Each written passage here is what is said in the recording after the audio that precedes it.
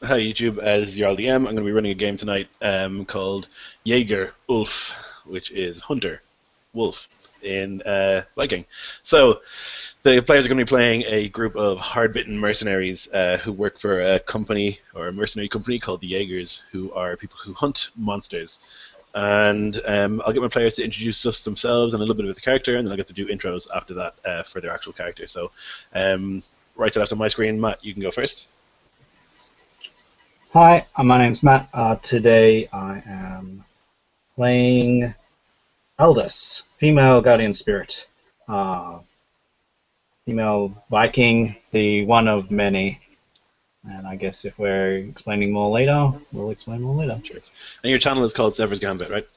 Zephyr's Gambit, yeah. Okay, check that out, everybody. So Keith, you're next. Who? Keith, Dennis, sorry. Why did I have Keith on the brain because he vanished? Hello, I'm Dennis. Now we're playing Druken. He is a berserker of the bear. When he's not fighting, he's drinking. And the few moments that he's sober, he is traveling the wilderness looking for supplies for brewing his mead, as well as occasionally picking up things for his medicine bag. Perfect. Chepe? Chepe on the channel FaunTrodden, also known as the Wrathful Niche King, also known as He Whose Game Shall Not Be Played. I run a bunch of games, have a bunch of weird content on the channel FaunTrodden. So there you go, check it out. I'm playing a guy who's been burned severely. His name is Veredis. Okay. Perfect. Bruce, you want to go next? Hello, Bruce Wayne here, dropping in from Gotham, aka Heath Wannemacher.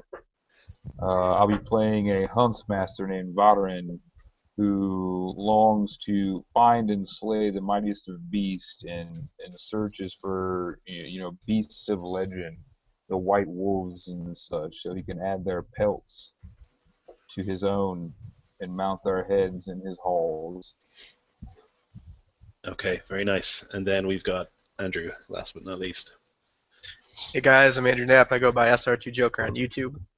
Today I shall be playing Vrykul, the old fucking grizzled hunter that spends his time taking down the biggest, most baddest alpha and apex monsters and men he can find. Nice. Okay, so you're in Gunholm. The guy who runs the Jaegers is called Gunnar Gunnarsen, called Lord Gunn by most people. He is a very mean man. He's horribly scarred, not a very nice man at all. And you're in this settlement that has propped up around his long haul. So in the area, there's like a couple of houses, there's lots of taverns, there's quite a well-established blacksmith and stuff like that for for Jaegers to come here, kind of get ready and then go out on their missions. You've been called here to meet with him within about an hour. But for now, you are walking around this town, wherever you want to be.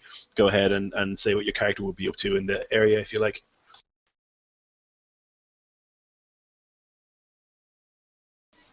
Okay, so Aldous. Aldous is much taller than 6 feet, but much less tall than 7 feet.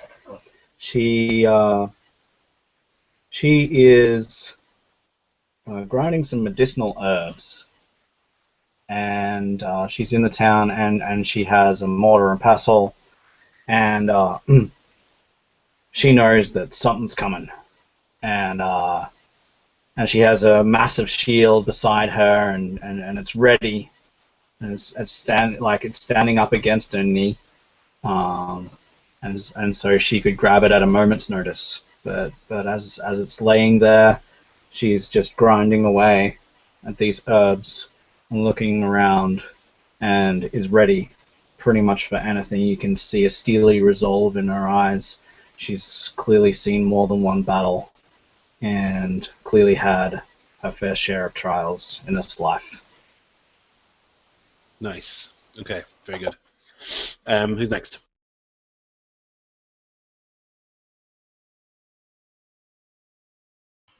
I'll go next. The scene opens in front of a tavern. There's loud singing, shouting, and voices heard. Inside, Druken sits near the fire, chanting and singing, slamming his tankard on the table. After draining it, it's obvious that he's spent the night drinking and is very intoxicated as he sways back and forth and sings, and suddenly he goes silent as he pitches forward, passing out onto the table. A few moments later, another gentleman walks by, bumping into the table, rousing him, and without hesitation, he sits up, punching the guy in the mouth, knocking him over. A brawl begins to ensue, and as it continues, he slips out the door with a couple tankards as the fighting continues in the bar. Perfect. Okay, who's next, guys? I'll go. Why not? So, you see a bleak white wasteland, and a yellow pair of eyes peer out from the tree line of a woods. A wood strangled in ice and snow. White fur bristles, and a low rumbling that goes forth. A growl from an unseen maw, and a cold wind howls through the trees. Plumes of hot breath rush out of flared nostrils as a man stands tall, head tilted, as he sniffs at the cold, biting air. A lone figure in the white waste, glistening flakes of snow falling around him. The glint of steel flashes for an instant, and the white powdered ground slowly turns red, and the wind ceases to howl. Then a figure wreathed in white and red furs stalks deeper into the woods, and for an instant, a splash of red can be seen as the bloody tip of a spear, or perhaps fang, catches in the light. And in this figure's wake are left the tracks of a great wolf as he heads towards the town. Nice, very nice. Okay, so who goes next? The water ripples further, the steam rising up from the process after heating the proper side of the iron for his axe. He looks into the water and sees the ripples matching the curliness of his coral white hair. The redness and dampness of his face exudes contempt. Fucking curse, he whispers under his breath. He looks over at the tampered metal and continues to work on it. He carefully adjusts his hair, the sea of coral white being pierced upwards by a face of a seal, the seal that he killed on the island he was once stranded on, that now overlays his cloak. He adjusts it accordingly, fixes his burns as he hisses under his breath because of the pain. He tampers the steel and presses it down into the steam. It rises up through his face. Nothing could be as bad as that island. This blessing, this curse, this mark of Surtur that has branded him a warrior.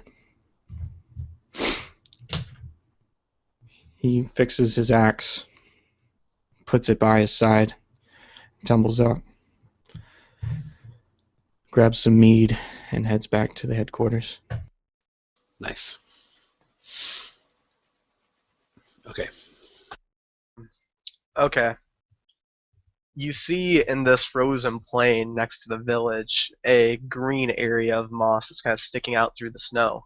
A circle's been cleared out around it. You see stones on the edges of this cleared off area. 3 small black ones. Standing in the center is Rykul, looking at the 3 black stones. His sons, all dead.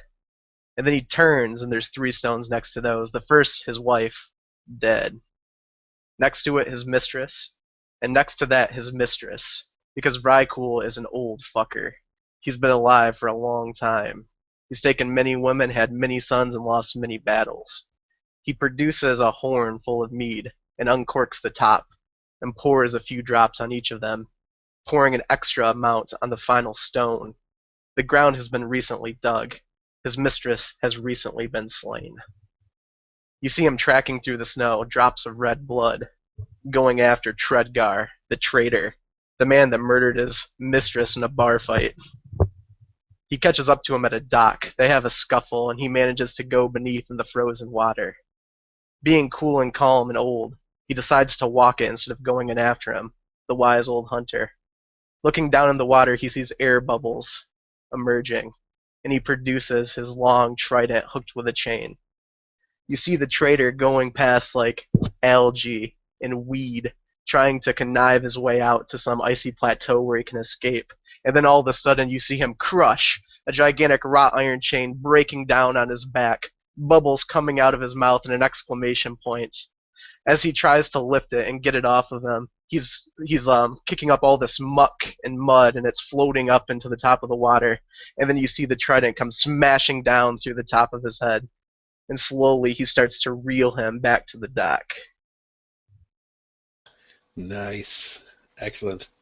So, so you guys are in Gunholm, and you are now standing outside the longhouse. It is absolutely fucking freezing. It is so damn cold.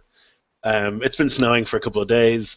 It is just bitter cold. It's not like a nice sort of Christmas snow. It's like sideways wind, really heavy.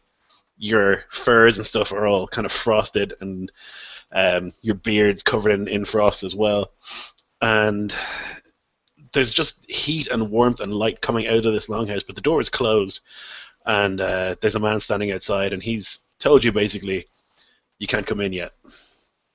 Lord Gunn is finishing his meal.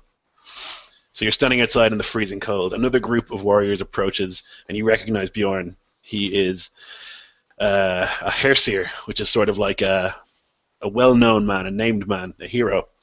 And he has a group of mercenaries with him, and they are obviously going on the same job as you. They're standing outside as well. And as they approach, Bjorn kind of looks all of you up and down. This is my competition. Excellent.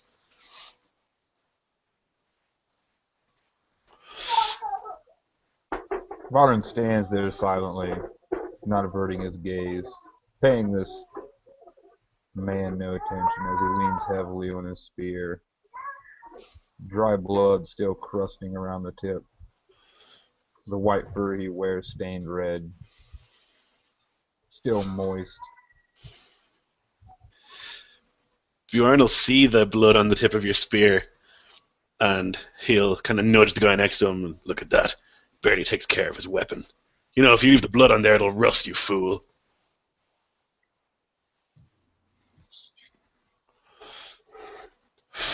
And the guys behind him all kind of like, ha ha ha ha ha ha ha, having a good laugh at your expense. He pays him no mind. He's really not going to like what he sees with Vrykul then. This huge, like, 100-pound chain is dangling over his shoulder, behind, dragging on the ground, a trident completely pierced through a man, and a trail of blood going out to the lake and the docks. The man is still attached, just laying lifeless in the snow, as Vrykul takes the edge of the chain draped over his shoulder and just sways it back and forth like a pendulum. With his left hand, he's eating an apple. He takes a big bite out of it and throws it at Bjorn's feet and says, "What did you say, whelp?" Always so full of fire, old Vrykul. I see. I said, you want to watch those weapons or they will rust. This is why my group succeeds and yours fails. I'll worry about my weapon, fool. Just then the door opens. And go ahead. For the first time, Baron kind of chuckles, and he turns and says, "Your group succeeds because, like women, you wash all your items." Yeah, just as he's about to retort, the door swings open, and this just enormous man with one eye, bald head, thick braided beard. He's got black wolf fur over his shoulders, and you see he's got a an enormous sword slung over his back. That means he is wealthy because swords are damn expensive. And he opens it up and he says, "Lord Gunn will see you now." So you guys all walk in, including Bjorn's group. And you approach. The longhouse is so comfortable compared to the freezing, biting cold outside. There's a massive fire roaring in the middle and braziers all over the place with fires inside. It's bright, it's warm, and you can smell cooked meat and stuff like that. And you see Lord Gunn sitting on this throne at the end of the longhouse, just like chewing on a bone and like crunching through the bone of whatever it was, chewing and then swallowing the bone. He throws the rest away towards some hounds at his feet. "Ah, there you are. Come. We have much to talk about." While they were standing outside, Druken did not seem bothered by the cold at all. His upper muscled torso, covered in tattoos, draped over his back the large bearskin that he usually wears into battle. When they enter, he is forced to narrow his eyes slightly as the heat and the light cause the pounding in his head to increase. There's a trail of steam behind Veretis. You can tell that the water dripping from when he cooled off his tempered blade, the tempered blade of his axe is still dripping on the hot water onto the snow. And as it goes behind him, he lets one or two drips go onto the feet of the rival party. Yeah, so one of them is, I mean, they're all wearing boots, but you managed to somehow drop it in a hole in the boot. And there's a quick and he just howls as his toe is badly scalded. And he kind of tries to recover really quickly and gets back into it like a stoic. And he can't say anything now because you're before the Lord, but he's definitely taken note of it. Seeing that, as I walk by, I drunkenly stumble and step on that same foot with my large foot as I follow after. Nice.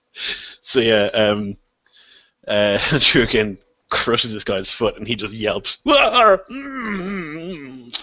And he's like trying to compose himself in front of Lord Gunn, but he's like not able to do it. The big guy behind closes the door and the howl of the wind stops. Bjorn approaches and kneels before Lord Gunn and his and then stands again. His warriors do the same. And Lord Gunn will kind of smile and he will say, "So, there's wolves. I'm sure you've heard the fucking howling. It never stops. And you have, for the past, week, heard howling pretty much constantly. Ranheim was attacked by fucking wolves. They attacked the town. They killed nearly everyone. Only their Gothi and his guard were able to get away. He came straight here to talk to us. And you guys know that a Gothi is like a shaman. He's like a guy who throws runes, a guy who reads auguries, stuff like that. So only him and his personal guard were able to escape. And people are saying that they've seen a giant wolf, fucking huge, 3 times the height of a man, more than that. It seems to lead the others. People are saying it's fucking Fenrir." This gesture, I grip my axe, a blade of sword to fight anything associated with Fenrir. Right, so Fenrir is like a mythological wolf. He's the wolf who bit the hand off Tyr. He is notably invincible and unchainable. Vrykul, while he's narrating this about the wolf, he's still pulling this body on the trident. The dogs stop fighting over the bone and approach the body and start tearing it to shreds. And Vrykul just watches, and he hears Fenrir, and he sees before him not a dog tearing apart a body, but wolves tearing apart Bjorn and his failed troop of men. Blood staining the snow, and a smile creases across his face. You have to mention Not cringing. Oh, go ahead. Not cringing from the splatter of blood and these vicious wolves devouring this flesh. Eldest strides forward a step and grabs a shield, which is splattered with the blood, and she looks at it, and she looks at Gunnar, and looks over at Bjorn, looks back at her shield. She hunches her shoulders, which are covered in thick, heavy fur, and she says, This wolf will know no more, and no more of these tales shall be heard from this day till the end of days. That's impressive fire. I like that. Well, it's the usual situation. Find the wolves, kill them, bring me some wolf skins. I don't believe there's a giant wolf. You know what the Gothi are like. They see Ragnarok around every corner. And Bjorn and his men all kind of chuckle at that, and the people behind the Lord are all like, like typical fucking Gothi, seeing Ragnarok all the time, seeing magic wolves when there are none. So Varen noticeably perks up at the mention of Fenrir, Get out. and he gives the Bjorn and his crew a sidelong glance of disgust when they mention that monsters are not real. He says, I've seen many things. I've hunted many beasts. And I'll tell you this, monsters do exist. You do well to heed these words. So Lord Gunn kind of smiles at that, and he says, I've seen more monsters than you've had summers. I know that they're real, but this Fenrir, I mean, I've seen giants, I've seen ogres, I've seen trolls, but Fenrir himself, I think it's very unlikely. He says, I'll say a copper armband per wolfskin. And he grins, and you can see his kind of broken, sharp teeth and a sort of mischief in his eye as he names what is an outrageously low price for wolfskins. Vrykul is going to walk over to this fireplace and put his arm up on it. And you can see the embers reflected in his skin. And as he's looking down into the flame, he says, And what's banned for the hide of a wolf god, Lord? So Bjorn will step up and say, My lord, copper is hardly worth our time. And Lord Gunn says, If you find this wolf god, there'll be more than armbands in it. There'll be land and titles. If you can find him and kill him, if he's real. Vrykul just says, And retainers, for if I slay this beast, Bjorn will be my retainer. And Bjorn just chuckles. It'll be a cold day in Niflheim before I serve you, old man. And Lord Gunn perks up at the idea. He says, Well, that's interesting. Perhaps a wager. It might get you to work a little harder. What about this? Whoever brings the most wolfskins and whoever kills this wolf, if it's a real thing, you will gain lands and titles, and for a year and a day, the other group shall serve the winning group as thralls. And one of Bjorn's lads steps up and says, Lord Gunn, that's outrageous. And Bjorn just slaps him right in the face, knocks him to the ground. Show respect before the Lord.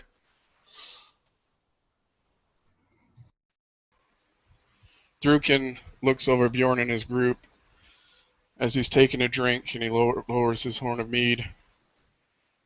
Well, they're not as pretty as I normally like them, but I'm sure we can find something for them to do. The Lord Gunn just chuckles. Druken. Every time.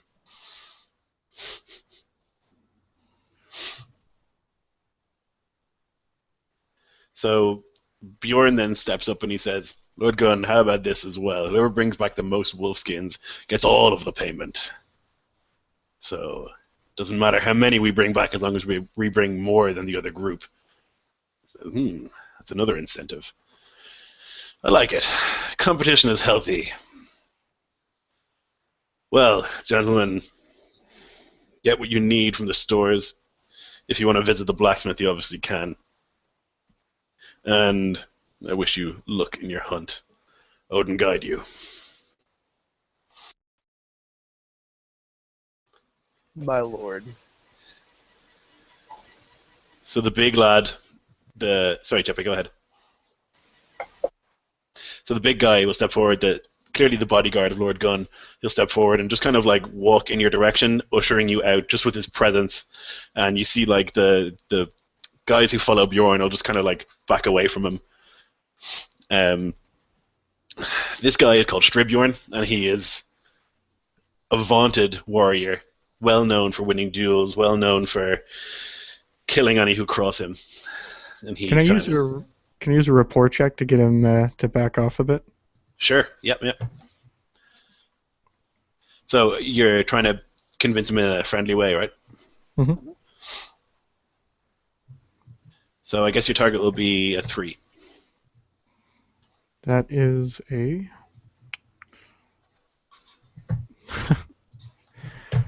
Okay, so that's... Nope, got a 2. Okay. So what do you say to him? A giant. Just like one who's been marked. Pulls up his burn marks going down. He says, I am rare large, I will say that. We're gonna set his piece. Get to work. As he's ushering us out, and he kind of gets in between us and another group, I'll turn back over my shoulder to that one young one of Bjorn's group that spoke up, and give him a wink, and I say, I'll be seeing you soon, lass. And I'm going to try to provoke him. Nice. To try to take some action against me. Yeah. So it's just going to be fair that you need.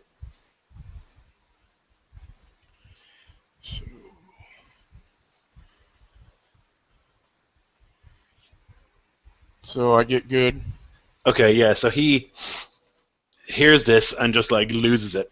Like he's kind of newish, you know, he's kind of young and he's got a lot to prove, and so he thinks like, okay, I'm gonna make my mark here, and he rushes over and he tries to swing for you. So just make a defense roll.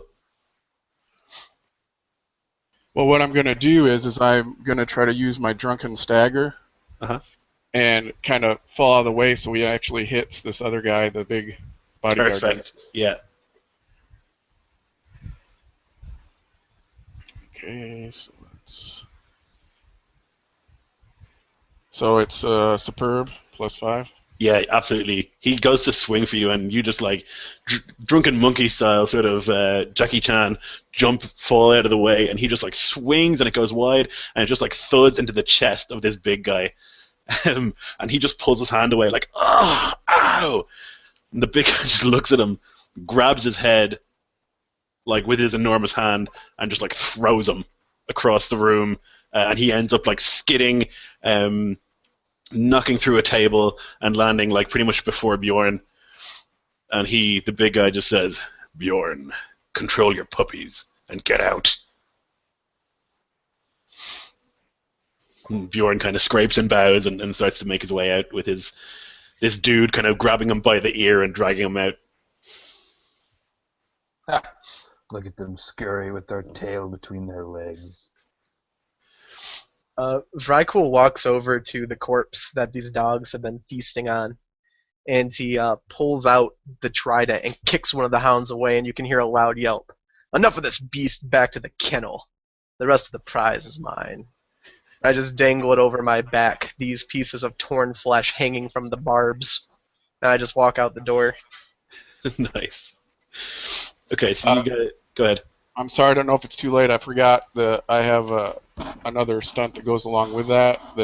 Oh well, never mind. He didn't take any damage or anything, so it wouldn't matter. Never mind. Okay. You guys are able to go back outside, and as soon as you go back outside, it's just miserable, cold, windy. So if you guys want to get supplies, that's no problem. You can go to the quartermaster, get anything you need. Anything mundane anyway. If you want to go to the blacksmith, you can, but you all have weapons anyway, so Other than that, you kind of know where you're going. You go to Ranheim, which is the village that was sacked. That seems your first port of call to try and track these wolves. Is Veredus a blacksmith? Would I know that about you, Chepe? Yeah, that's kind of my thing. Yeah. Okay, so before we leave the town, I'm going to approach Veredus and show him the chain where it's been like cracked and marred up by pulling this man out of the frozen water. And I'm gonna say, Veredus, my friend, do you think you can repair this? Grabs the chain, plops this huge mass onto his shoulders, and the cold metal is scarring even further. All the scars along his right arm and shoulder. Did I escape an island by myself? Aye, that you did. You can go to the blacksmith, and anyone who is capable is allowed to just use whatever's there. The blacksmith is powered by a geyser, so natural sort of volcanic boiling hot heat, and that's how they power a lot of the stuff there. So you would definitely know your way around here, Veredus. Goes in and he dips it, and he works on the metal slowly, scraping off every little bit of rust. He strengthens it, puts it down. He has a stunt also that allows me to create an advantage with it. Oh, nice. Yeah, nice. So Vrykul is just leaning against this brick wall, eating another apple, watching the master at his craft. What would I need to create an advantage? I guess, do you have craft as a skill? Yes. Yep. And my stunt works with crafts. Yeah. Perfect. So go ahead and do that, and then you can put an advantage or put an aspect on the chain. Right. So that was. You just needed a 2, so. Yeah, I'm doing okay. So put it together, stringed, tightened, and you notice that one part of the chain was heated further and was made thicker than the other part, weighted by the giants. And he sticks it to him. It'll be better for swinging. I Cool. take it and inspect it. During the actual physical process of creating it, I see a sheen in his eyes, something burning, some kind of pain. And when he gives me this, I'm just looking over this masterwork, and I say, "How did you get those burns? You never told me." Fell in the sorcerer's fire. Barely got out alive. Trapped on the island, off the distance of the continent. And you see one of the blacksmiths nearby go, "A blessing! How fortuitous for you!" Aye, blessing. Rolls his eyes, moves away, looks at his pain, swears against Odin under his breath, praises Loki. So you were kissed by the flame, and now you command it like a lover. As my hand gently just caresses around the cold steel. Careful not to burn your hand. I throw it back over my shoulder, and I recoil a bit as the back of the chain whips my knee, my arthritic knee, and you hear a little bit of a crack of cartilage. Ha ha ha ha! You're a good man. A rare man. The war machine. Come, let us kill the wolf god! Ha ha ha ha! And he walks out. Aye, it's what giants do. As they're talking, Drukin comes walking up. That looks like thirsty work, and he hands his mead over, offering it. Right on. So, Aldous, who hasn't had a weapon up till now, walks into her hut, and anyone who hasn't seen her before sees her now carrying this axe that's head is easily 2 or 3 times the size of her own head. It is beautifully sheened and polished. Its edge is keen and reflects the any light that is anywhere nearby, and it's almost blinding. And you see her just effortlessly heft this axe over her shoulder, grab her shield, and you saw the shield before, large, sturdy, but you see it again. You see that she tends to it every day, every hour, carving more runes, days that she's killed, numbers that she's killed, times that she's saved her children, all carved in Norse runes all over the shield. And she walks to the edge of the camp. She looks back at the group that's emerging from the camp, and she looks out at the snow-hewn landscape.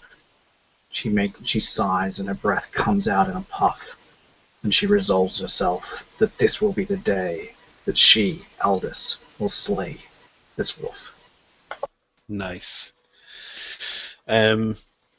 Okay, how many shifts did you get, Shepe, on your crafting thing? You needed a 2, and you did really well, right?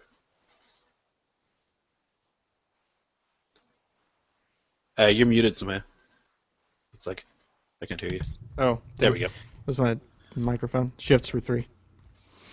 Okay, great. So you get what, like a ton of free invokes Mm-hmm.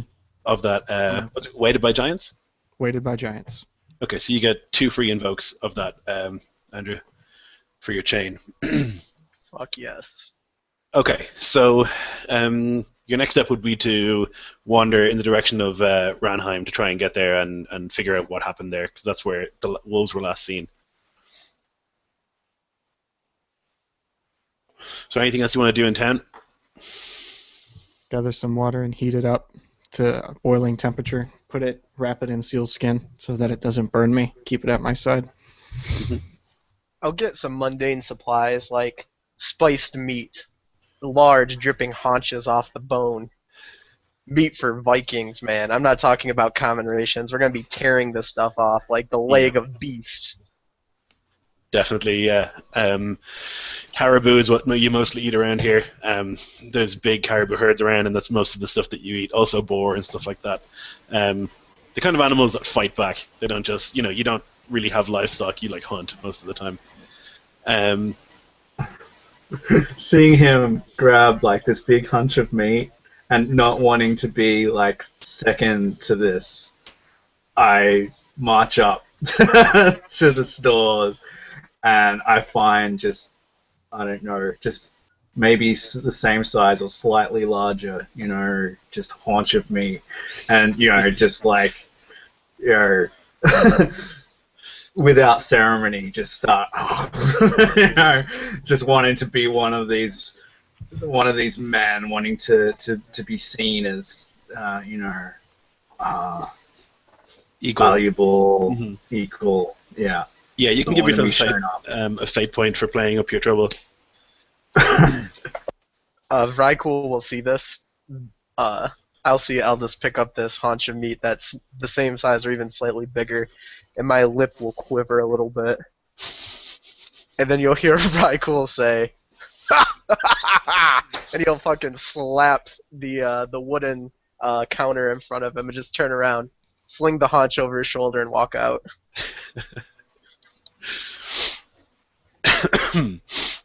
Okay, so you leave town. You're going to need to track the creatures, so your best bet is to go to Ranheim. It'll take you about 4 hours to walk there. And as you leave, you see that Bjorn's men are still in town. They're drinking. They're kind of having a bit of a feast and stuff, seemingly not worried about getting going straight away. You're going to walk for a little bit. It's fucking freezing cold. It's like blizzarding conditions. Snow is just the whole time, and it's hard going, definitely. But the walk, you're used to these kind of conditions, and you're used to walking in hazardous snow. You've got snowshoes. It's something you obviously all would have. We're living in this part of the world, so you're not stopped too much by the snow, but you do eventually approach a stream that's almost frozen, but not quite, and you reckon the ice isn't thick enough to walk over, so you're gonna have to get across somehow. You know that stepping in frozen water is a death sentence.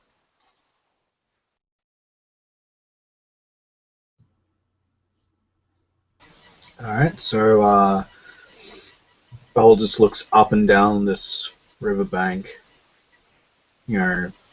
looking for a sturdy, thick tree.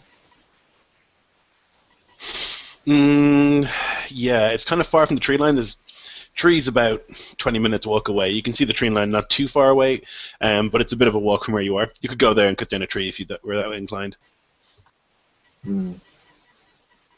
Oh, wait for a moment. I'm gazing stoically off at the tree line. How wide is the stream, Lloyd? It's about 10 feet. Oh, 10 feet, okay. It's like a kind of a small river.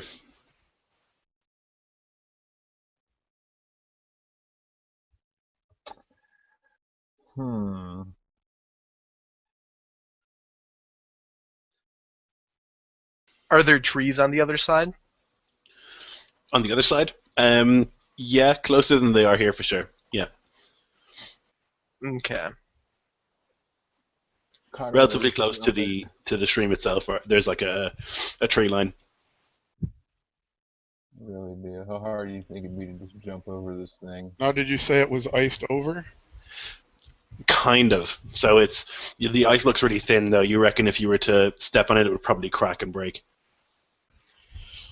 Right, so I think that my character, that Eldest, would walk, seeing that there's trees on the other side and seeing that her companions are eager to cross. She will walk up to the stream. She will kneel, and she will put her shield up, and brace herself.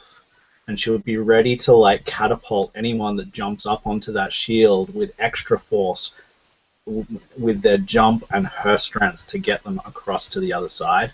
Nice. That's a good idea.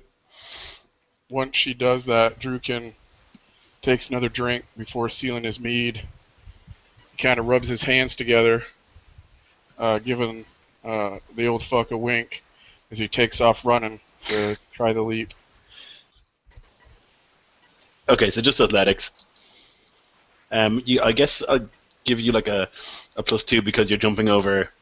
You've got the little bit of advantage from the platform, basically. Nice, thank you. So that would be whatever is above superb. Right, okay, you absolutely nail it. So you run up, bounce off the shield, and just in the air, majestically, and land absolutely perfectly with a perfect dismount on the other side. Making it look really easy.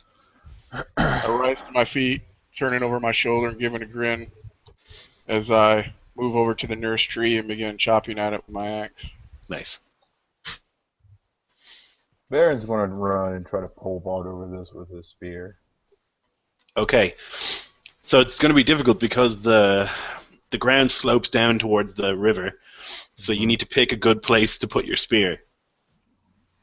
Right, because if you put it on a slope, there's a good chance it'll slip as you jump and you'll just fall in the river. If you put it on the ice, there's a very good chance that the river will crack and it'll fall into the water. So you need to pick your place very carefully. Alright, well, I'll size it up. So I don't find a good spot. So that'd be a notice, I guess. Or an investigate, maybe, I'm not sure. But notice will work. Pretty sure I didn't take that as a skill. Did you take something akin to survival? I took trapping and tracking and stealth. I don't know. They all Okay, seem I mean, you could use down. tracking for this. It's kind of a survival check, So this is something you probably would have done before, I guess, when you're traveling through the wilderness. It's something you would have tried if you're pole vaulting. Right, that's kind of what I figured. Not the first time I've had to do this. So that is -1. 3, I think, is what that'll be end up being. Okay, you just make it. So you do make it, right? You put the thing, your spear, and you leap over, but you land just short. Because it's a tie, I'm going to put a boost on you of slipping. So you're currently on the other bank, and you're falling very, very slowly down towards the river itself.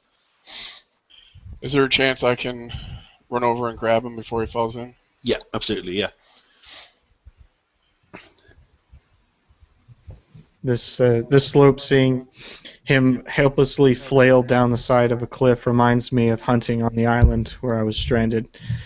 Knocking off rocks along the cliffside to bang into the shallow waters, knocking the flapping seals against the shallower ground, against the rocks.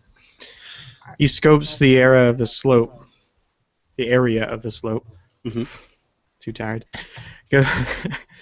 Looking for a perfect place to...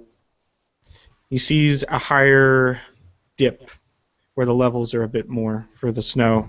He pours a bit of his hot water on it and then lets it cool for a bit second. He knows that it'll naturally freeze, and he hits down his axe to create an avalanche. I'm trying to create an advantage using geography over the ice, thicker ice. Okay, perfect. Ice on which I tread. That's what I'm going to name the advantage. That's good. See, I don't know. Flailing seems like a strong implication that I'm not in control of my descent.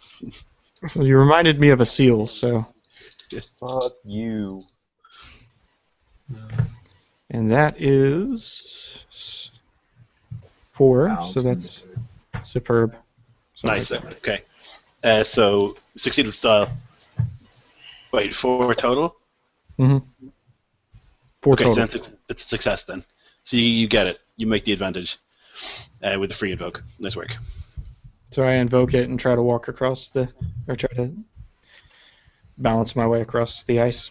Okay, sure. Yeah, I'm going to say that if you just use this advantage, you can get across. So creating this sort of mini avalanche and gauging where exactly to tread, you're able to get across. So I get this image of them flailing out of the slope and making this huge spectacle of trying to jump over and showboating each other. This old grizzled man with burn scars along the side of his neck just walks up, pours some water over the slope, hits the axe, it falls down, and then freezes perfectly along the ice, and then just walks, watching these guys trying to get themselves up from the trench. Drukin, you're able to just run over and grab his hand and pull him out. That's no problem. You don't need to roll or anything for that. So then what about the other two that are still on the other side? Can I just walk across his avalanched area? Yeah. You'll have to do I'm an old fuck. You like, are, if yeah. someone does the work for me, like, I'm just going to use it. Okay, yeah. I'm going to make you walk across it and give you a fate point, but you're going to have to make a check not to slip in the ice. In like Flynn. Alright, what's my check? It's going to be athletics 3.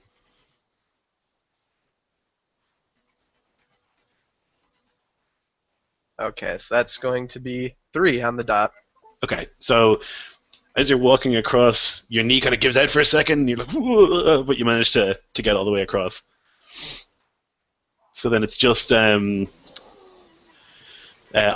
on the other side still. Righto. Well, seeing that all of my companions have managed to find their way across, did he manage to chop the tree down, or was that still going? Yeah, he could have done it by now. Right. So that was my plan all along. He saw my stoic gaze up to the tree line. He's like, no, I'm gonna jump this shit and get that one. So I'll look at the ice and I'll just go nah, and I'll sort of gesture over to the tree, and I wanna use that to balance myself across. Sure. And I wanna like hold out my shield and my axe like out as far as my arms will carry me as I'm like trusting this thing. Okay, so because you have the tree, I'm going to give you a +2 to your roll, but you just need to make an athletics check to get across. Right on. So, so I just put 4? Is that what I'm doing? You Put always 4? roll 4 dice for fate dice. Right on. Okay, so with -1. athletics. Yeah. So I've got +4 to my Okay. athletics. So you make it across. Yeah. So your target was a 3, you get a -1 there, but you had 4 athletics, so you get a 3. You make it across. At the very end, you kind of slip it a little bit, but you managed to get across. You've all made it to the other side. Awesome. So the rest of the journey is pretty uneventful. You eventually get to the actual town. You see that the buildings are fine, but there's nobody walking around. Snow is thick in the area between the houses. And as you're walking, Aldous, you actually feel like a thunk next to your foot as you're walking, and you look down, you see it's a frozen human body.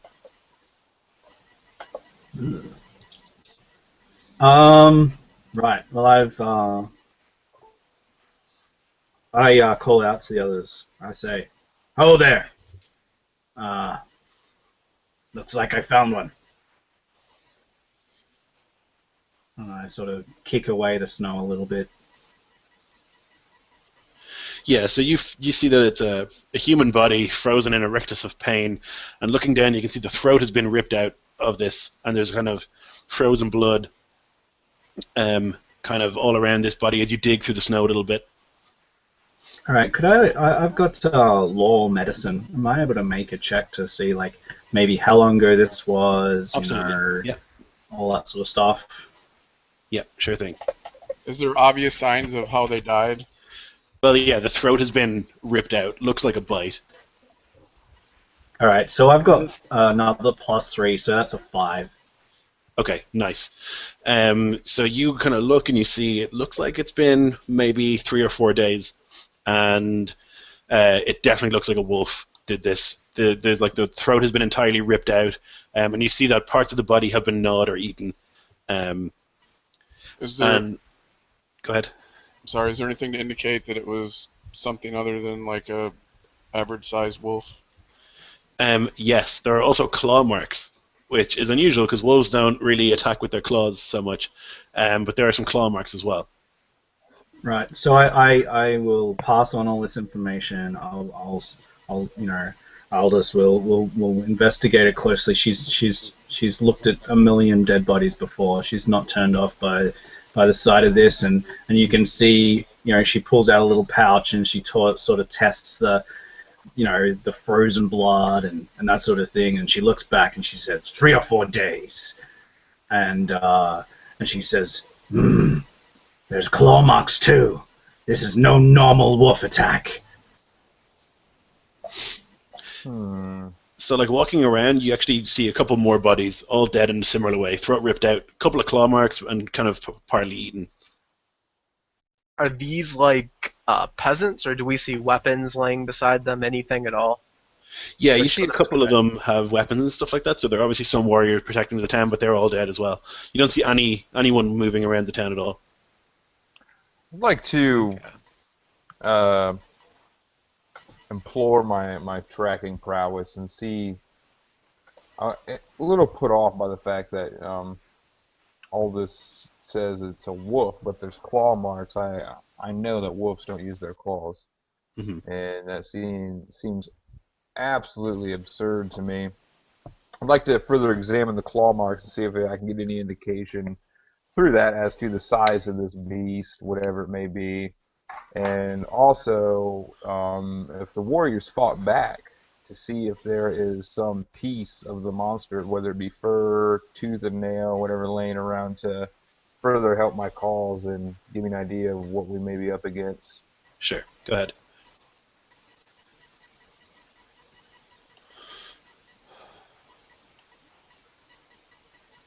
Oh shit. So that's a +1?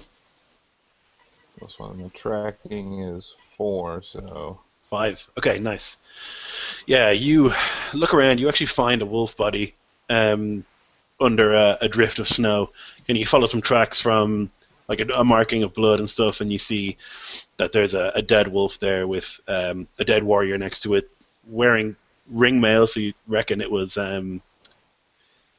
probably a wealthy man if he's got ring mail, and his sword kind of all frozen next to this wolf, and the wolf is dead. It's pretty big, but it's not anything approaching, what the stories were saying. It's a wolf. It's a pretty big wolf, like a timber wolf, entirely black fur, and you can see that it's like it had quite a deep stab wound from the sword. Mm-hmm. Now, does this match up from what I've seen, like the claws? No, it seems like a normal wolf, like nothing special really. So it doesn't look like this caused the claw marks at all. Redis comes up and starts scraping the pelt with his axe. One more for the count. Mm-hmm. Yeah, you take the skin. Varen's offended.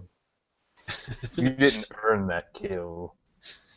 It's wolf skins. That's going to get us paid. True. So you hear...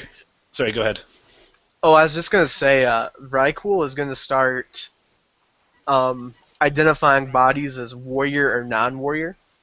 And the bodies he identifies as being warriors that died in combat, these wolves, he is going to tow out and start planning through his head how he's going to give them a funeral. Perfect. Mm-hmm. Yeah, you can find them pretty easily. The ones who are warriors are not only bigger, but they tend to have some kind of armor on, and usually a weapon in their hand, gripped tightly. Drukin will help with that, whether it's hauling the bodies or, looking for trees to chop up to build like a pyre or whatever needs to be done.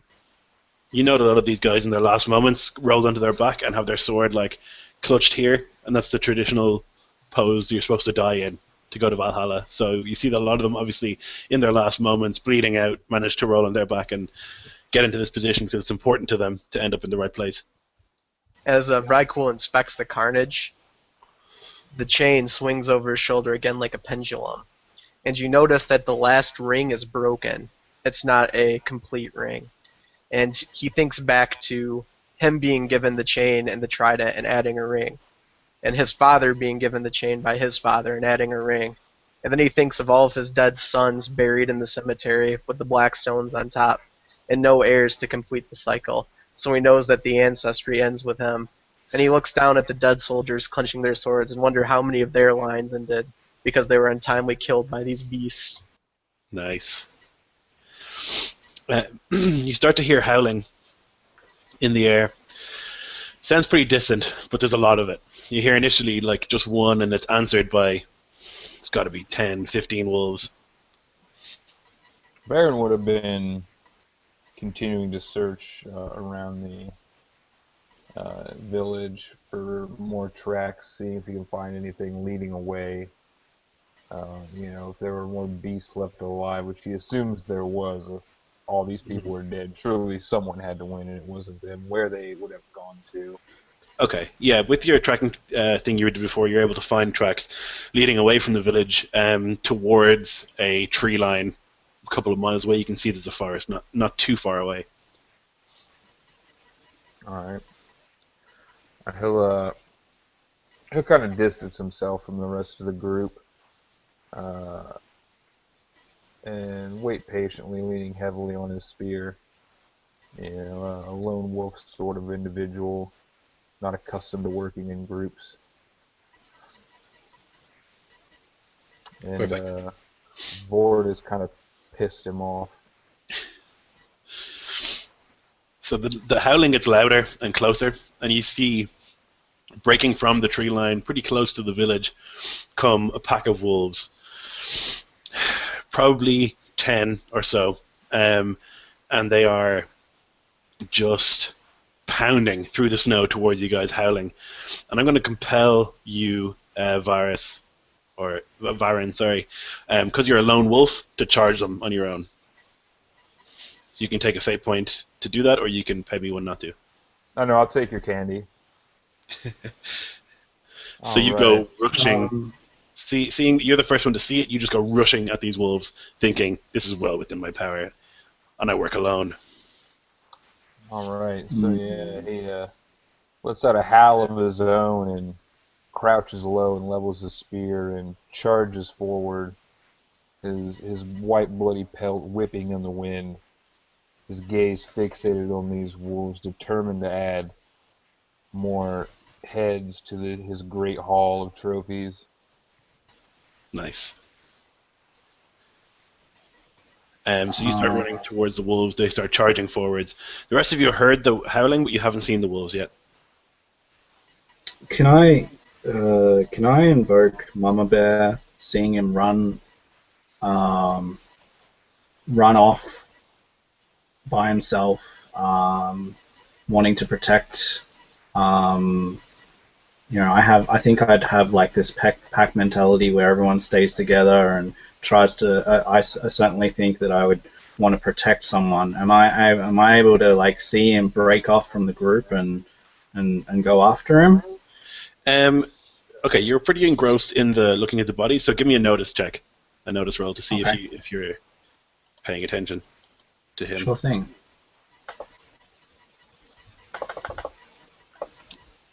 Well, he's 1. Okay, yeah. So you're still looking at these bodies, trying to figure out what's going on there, and you don't really notice him kind of slink away towards the wolves. Sure. Okay.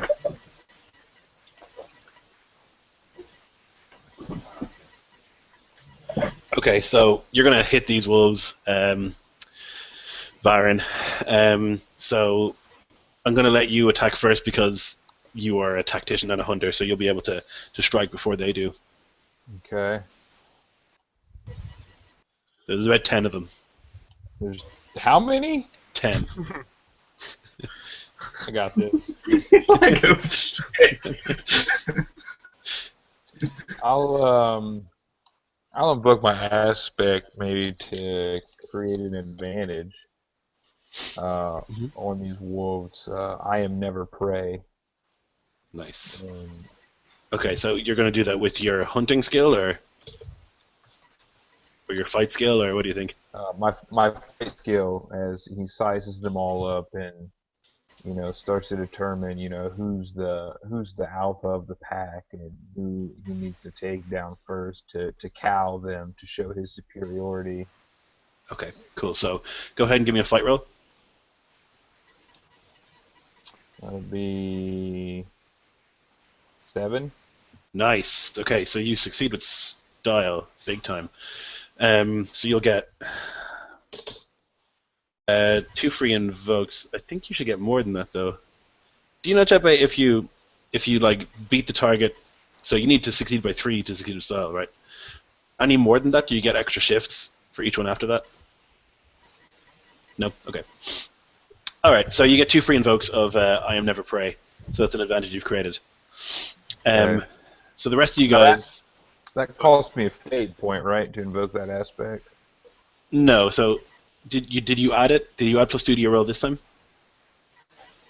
No. Okay, so no. Like, invoking the aspect is you can pay a fate point to get +2 to your roll. What you've done now is create an advantage that kind of is similar to your aspect. So you rolled for it, and now you have this aspect called I Am Never Prey on the table, and you get 2 free invokes of it. Okay. Gotcha. Okay, so the rest of you guys in the village, you've definitely heard howling and stuff. Vicruel will head towards the howling. Mm-hmm. Everybody else? And I mean, I think that after, investigating these bodies and seeing, I definitely get a sense that the group is now starting to move away, and I start hearing this howling, and I'm like, oh, I better pay attention to this, and then I look around and I see that one of our number is missing. Yeah. And I think immediately react to that and definitely head as quickly as I can towards that. Yeah, so now that you guys are looking, you can see his tracks kind of leading out of the village a little bit. So you know which way to go. So, in the middle of his labor of trying to put these men to rest at the howls, Druken looks up, wiping at the sweat off his brow despite the chill. Looking around, he spots the tracks, calling out, pointing as he hefts his axe and begins running after as fast as he can. Sure. Okay, so if everybody's heading that way, is Varadis also heading in that direction? Yep, sure. Okay, so as you're heading, I'll do a turn of fighting, and then you guys will arrive. So I'm going to treat the wolves as a mob. They're going to try and bite at you as a bunch of them just kind of leap up and try and attack you. Oh, God. Okay, they do not so well. Even though they're a team, they're only in a 3. So you need to make a defense. So you use your athletics to jump out of the way. Athletics, alright. That'd be 6. Nice. Okay, so you succeed with style. That's very good for you. You avoid the attack, and you can gain a boost. So you can get a temporary aspect for your next turn. So something related to the fact that they kind of leaped at you, but you jumped out of the way. So, like overbalanced or something like that. What were you going to say, Dennis? How about... I'll just go ahead and let him finish, but I got a question. Okay. How about like a pack divided? I'm able to work in a unit. I like it. Okay. What were you going to say, Dennis? As I'm running, can I try to use my athletics to create an advantage? So on the first round I arrive, I can use my charge to leap into battle and get a bonus to my hit. Yep.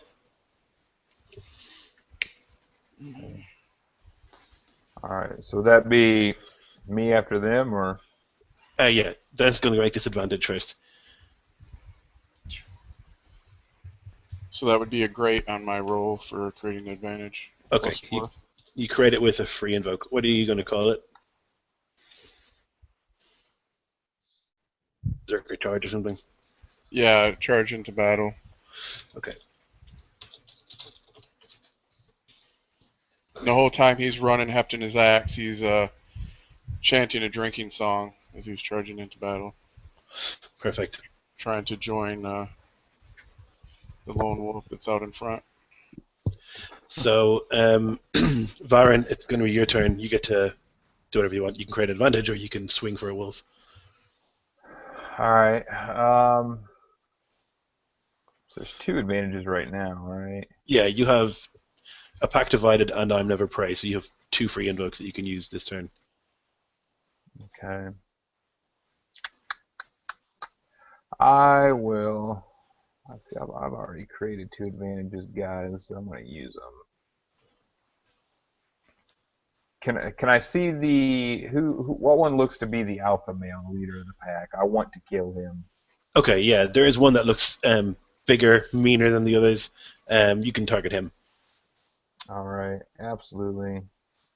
Having leapt out of the way, pole vaulted over them, he lands and spins, and without hesitation, lunges forward, thrusting out with his spear to take this alpha male in the side, skewer him through the ribs, hopefully.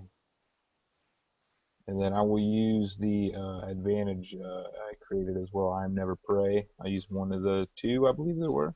Yep. Alright. And you have a boost as well that you can use this turn, so if you don't use it now, it'll go away, so you might as well. Alright, so I use that as well. The boost also adds 2? Yeah. So that'll be, let me see here. It'll be 11. Okay, Wolf's going to make his roll. Oh god, it's way too many dice. Okay, so he gets a 4, so you succeed by 7. So potentially you can do 9 damage, including a weapon, or you can put a boost on him to reduce your damage by 1. No, I want to run him through. Okay, so you're going to do 9 points. You basically, he's running at you, you jump low, and the spear just thrusts right under his head, through his chest, comes out the other side, and he just like falls limp off the spear. If I may, I'd actually like to hoist him into the air, make a show of brandishing him at the pack to assert my dominance. Nice. Okay. So then the rest of you guys will arrive at the scene. So who goes next, Bruce? You can pick. Drakan was first to run in, and being the berserker of the bear, hot on my heels, longing for battle, I would say he can show up. Sure.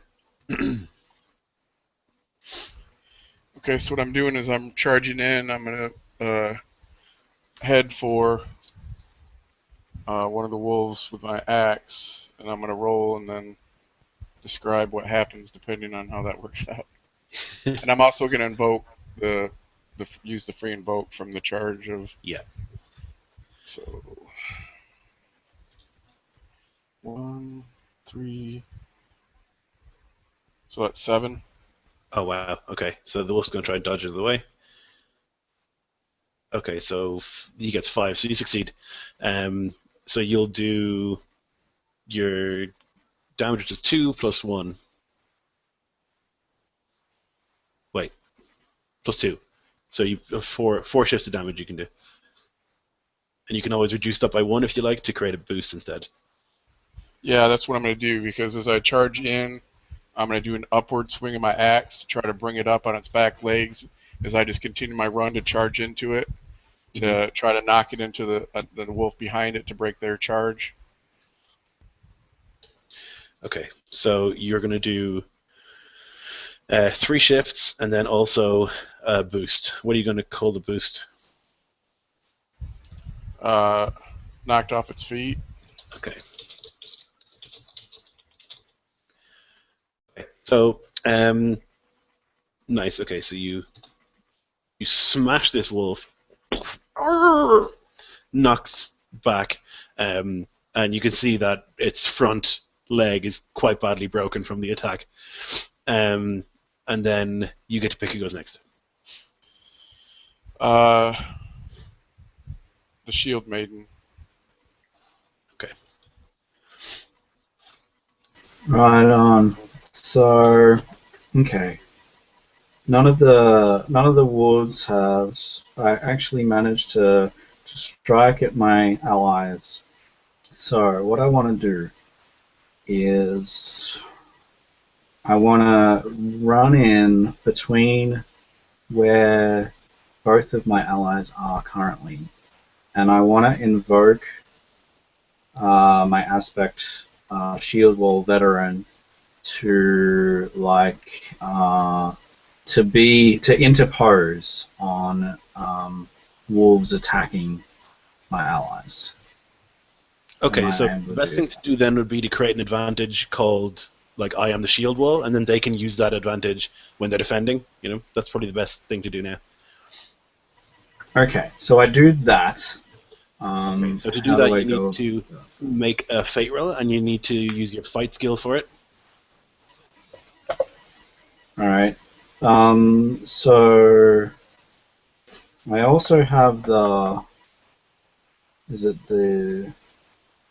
What are the moves called? Stunt. The stunt. I also have the stunt Shadow of Her Wing, which is when defending I use fight. So yeah. Oh shit! Wow, catastrophically bad. What's your fight skill? Well, 5. Okay. And then I do get.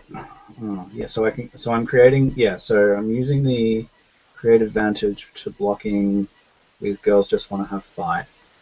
Yeah, so I get 1, I guess, because of the negative. So you have a choice, right? You can either you fail to create the aspect with narrative consequences, or you can create it, but someone else gets a free invoke, as in the bad guys get a free invoke of your aspect that you create. So you can make it, and your guys get to use it, but also the wolves will get to use it. So in this situation, it will be like you taunted, and they'll all attack you. I'm fine with that. So I'm gonna go ahead and accept that consequence. Right. So I roar as I'm running in, like a mama bear, and I'm just like I reckon I'd almost get on all fours and like charge into battle like that, and then I like skid, and you can see me grab my shield and like stand ready, like before both of my allies, ready to block anything that comes near them. Okay. And that's what you see. So I'll call that Bastion protect the cubs or something. Sorry? I'll call it protect the cubs, if that's okay with you. Yeah. So you'll get to invoke that. You get one invoke of that, but then I'll get one as well because of the way that it worked out. That's So fine. then you pick who goes next. So we've had Bruce and we've had Dennis, right? So I would love...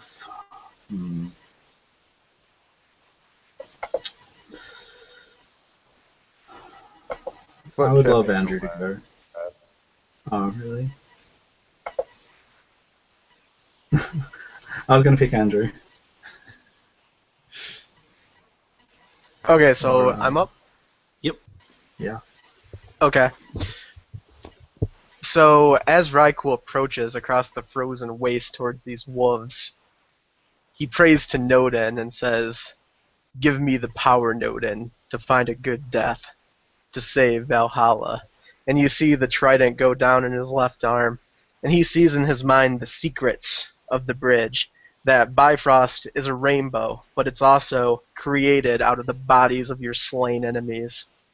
And he sees all the men he's killed in the wolves sewn together as stepping stones up to the heavens of the warrior. And he runs forward with a fierceness and spins, slashing down into the snow with the trident and throwing white powder all over the wolves in a mist. And I'm going to try to create the advantage, the oldest trick in the tome. Nice. I'm going to use my physique to do it. Yeah. And that'll be a 5. Okay. So you succeed, you'll get a free invoke. Nice. Excellent. So you spray snow all over the place. Some of the wolves kind of like reel back from it, not expecting the assault at all. So then who goes next? It's either me or Jeppe. So whoever I make go last gets 2 turns in a row, right? Well, they can potentially. So like whoever, because a new round starts, that person could potentially pick themselves. They could potentially get 2. Yeah. I gotcha. All right. I am going to then choose Boredas. Boredas comes sweeping in, blazing against the trees, dripping bits of water, hot to the touch, the same water that he was pouring earlier to cross the river over his axe. He swings forth and goes after 2 wolves, the 2 that are coming in toward the handmaiden, because he knows she's drawn their attention. Mm-hmm. Which I figure is a harder roll. So I invoke Drenched in My Enemies. He is a man known for cleaving through several smaller things at once. Alright. So you're trying to hit 2 at once? Is that what you're trying to do? Yes. And I got Superb. Okay. Actually, no, I got 7 total. A lot better than that. 7, okay, nice. Because you're trying to hit 2, I'm going to give them a +2 to their roll. And we'll see what happens. Okay, so they get a 2, so you succeed with incredible style. Oh no, sorry, they get 4 because I have +2, so you still succeed with style. So I grab, with the water drizzled on it as I ran, grabbing it with one hand, I drop the vase nearby where I know it would be close to the battle, grab one, I come in sweeping past the shield, the metal clashes against the metal of the shield, it ricochets off and jags itself into the upper neck of one of the wolves. I toss it up, fling it in the air, and then come down on it with one swoop. The line being repeated in the flesh, going down through the leg and cutting it on its side straight, and even gashing it through its heart. Nice. Okay, yeah. So you just leave bloody ruins of wolves in your wake. So then I go. I send the remaining wolves forward. They rush forward, trying to figure out what's going on. They've heard this thing run in and scream and shout, make a lot of noise, and they think that's probably the leader because it's the noisiest one, and they rush to attack.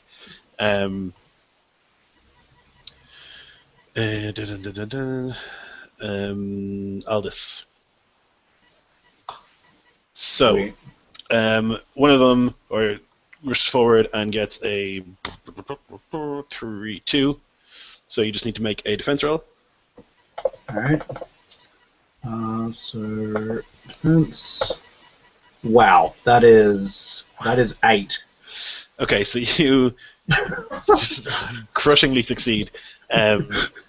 You get to make a boost. Okay, so what does that mean? So you can make a temporary aspect for your next turn. So something that relates to what just happened. So, for example, knocked on its ass, and then on your next turn you can use that for free to get a +2 to your roll. Yeah. All right. So I'm gonna say that it's tried to attack me. I have my shield ready, and it's tried to catch me on my left flank or whatever, and whichever flank it is, and I just brought my shield up, and it's like slammed its head right into my shield. Perfect. And so it's like dazed, ready for me to finish it off. Okay. Two more wolves rush forward and try to attack you again. Okay, that's better. So 3 + 2 + 2 is going to be 7 this time. You can use that boost now if you like. I might do that. Okay. Yeah. So seeing, so I have my shield ready. It's like a shield boost, right? So yeah. So this is to my. One of them rushed forward to jump, and you just like swatted it to the side with your shield. But then, as the shield is open to the side, 2 wolves rush forward to attack, seeing an opening. So they've got a 7 at the moment. All right. So. You can you can use my free invoke to Aldous if you want. Of oldest trick in the tome. Another one that's out there is I Am Never Prey. That's also out there if Varen lets you use that as well. So there's a couple of aspects out there that you can use if you need to, but you can roll first anyway. Right. I have rolled.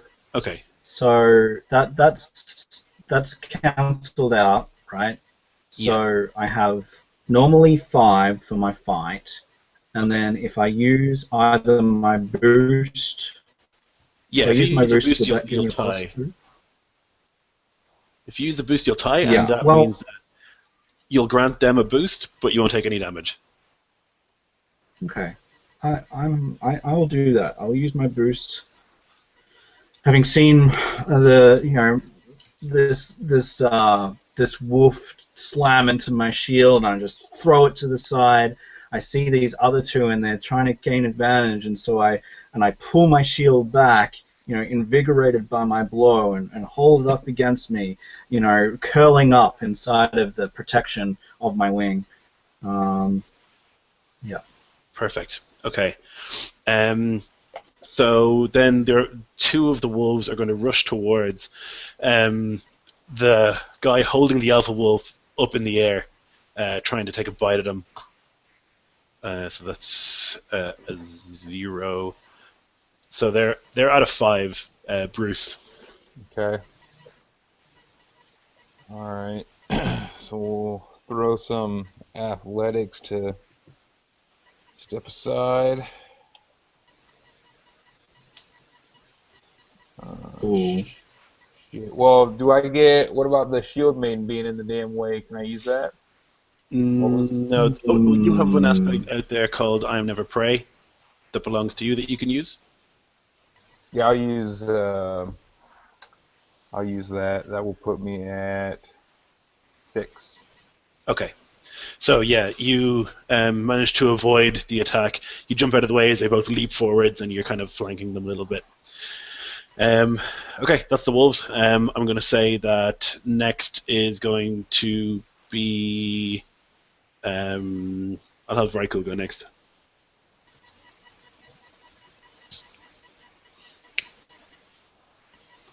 Okay.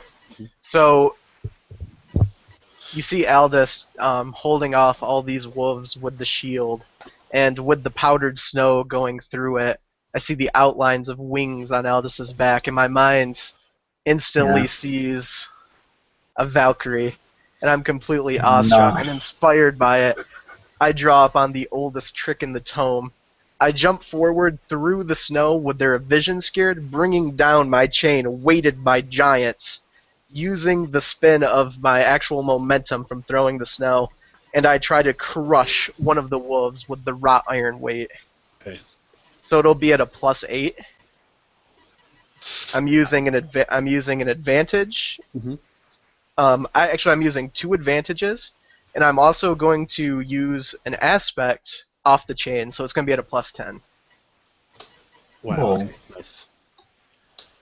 And it's a good thing. So that's a net +8. So the wolf will try and jump out of the way. Yeah, so you succeed with style. So he gets a 4. So you've got 4 shifts plus 2 damage from the chain.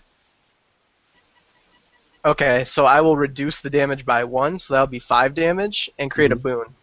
Okay. And I want the boon to be Mist of Blood. Nice. As the chain crushes down on this wolf, do I actually kill it, Lloyd? You do, yeah. Alright, so as the chain crushes down on the wolf, you hear the carcass snap, and blood just comes out and stains the snow, creating an even more obscured field of vision for the predators. And inside of that bloodish haze, I can see my ancestors standing looking down at the destroyed wolf with the chain that they helped craft. Nodding in approval. Perfect. Beautiful. Okay, who goes next? I am going to say Druken, Dennis. Okay, so at this point, how many wolves are left? A couple. Like maybe 5. Okay. So, as I charge in, ramming into the one wolf, knocking it backward, that one still lives, correct? Yes. Or is that one? Yeah. Just So about. I continue my charge as I feel this mist of blood splash over me. I roar out almost in ecstasy as I invoke my Berserker of the Bear, as well as the boost from previously what knocked off its feet, and I hoist the axe above my head as I plant my boot on it, trying to sever its head. Nice.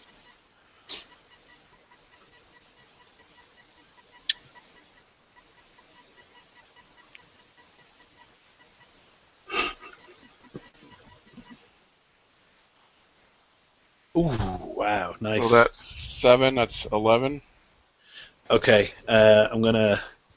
Jesus. I'm gonna make a roll for it, but it doesn't look good. Okay, so mine... Yeah, it gets a 3, so 8 shifts you have. Whoa. So you can definitely make a boost. In fact, you succeed so much, I'll let you create an advantage. Because this thing has only got, like, a single hit point left. Okay, as I pin it with my large boot and swing down my axe, severing its head, I knock the head with my axe, sending it amidst the other wolves as more blood joins the mist in the air, creating another use of the previous boost of because with advantage it's like is it a free invoke? It'll be a free invoke, yeah. Yeah, So so basically you'll make a boost and you'll have 2 free invokes because you nailed it so hard. okay, yeah. So what was that knocked off its feet? It was the one you created earlier. Right. Okay, I'll put you got 2 invokes of that now for free. Nice. Who goes next?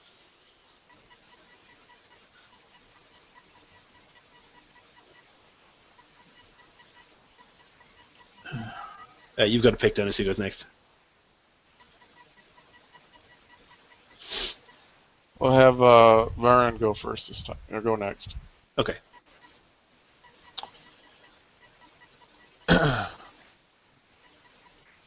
Baron stands tall and lifts his arm, hoisting the limp body of the pack's alpha skewered on his spear overhead. Warm blood flows down the oak shaft of the spear, a crimson trail on the light brown wood, and it drips from the wound to fall and spatter on his face. A mist rises from the heat, from the fresh blood, rising in the cold wind, and his lip curls, baring his teeth, and a low, rumbling growl issues forth as he stares vehemently at what remains of the wolves as he asserts his dominance. And he's going to try to intimidate them and create an advantage or Nice. cow them in some way. Okay. So you would use your provoke to intimidate? Alright. Your target's only going to be a 2 because they're broken already.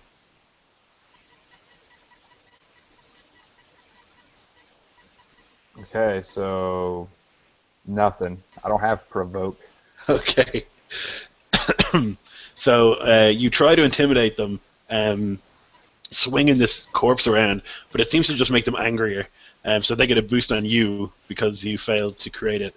So they're going to get one called Avenge the Alpha.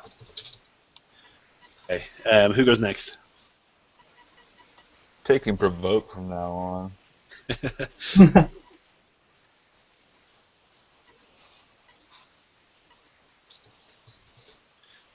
You gotta pick who goes next there. Oh, yeah.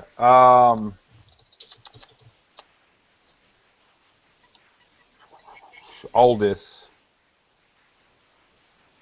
Right on.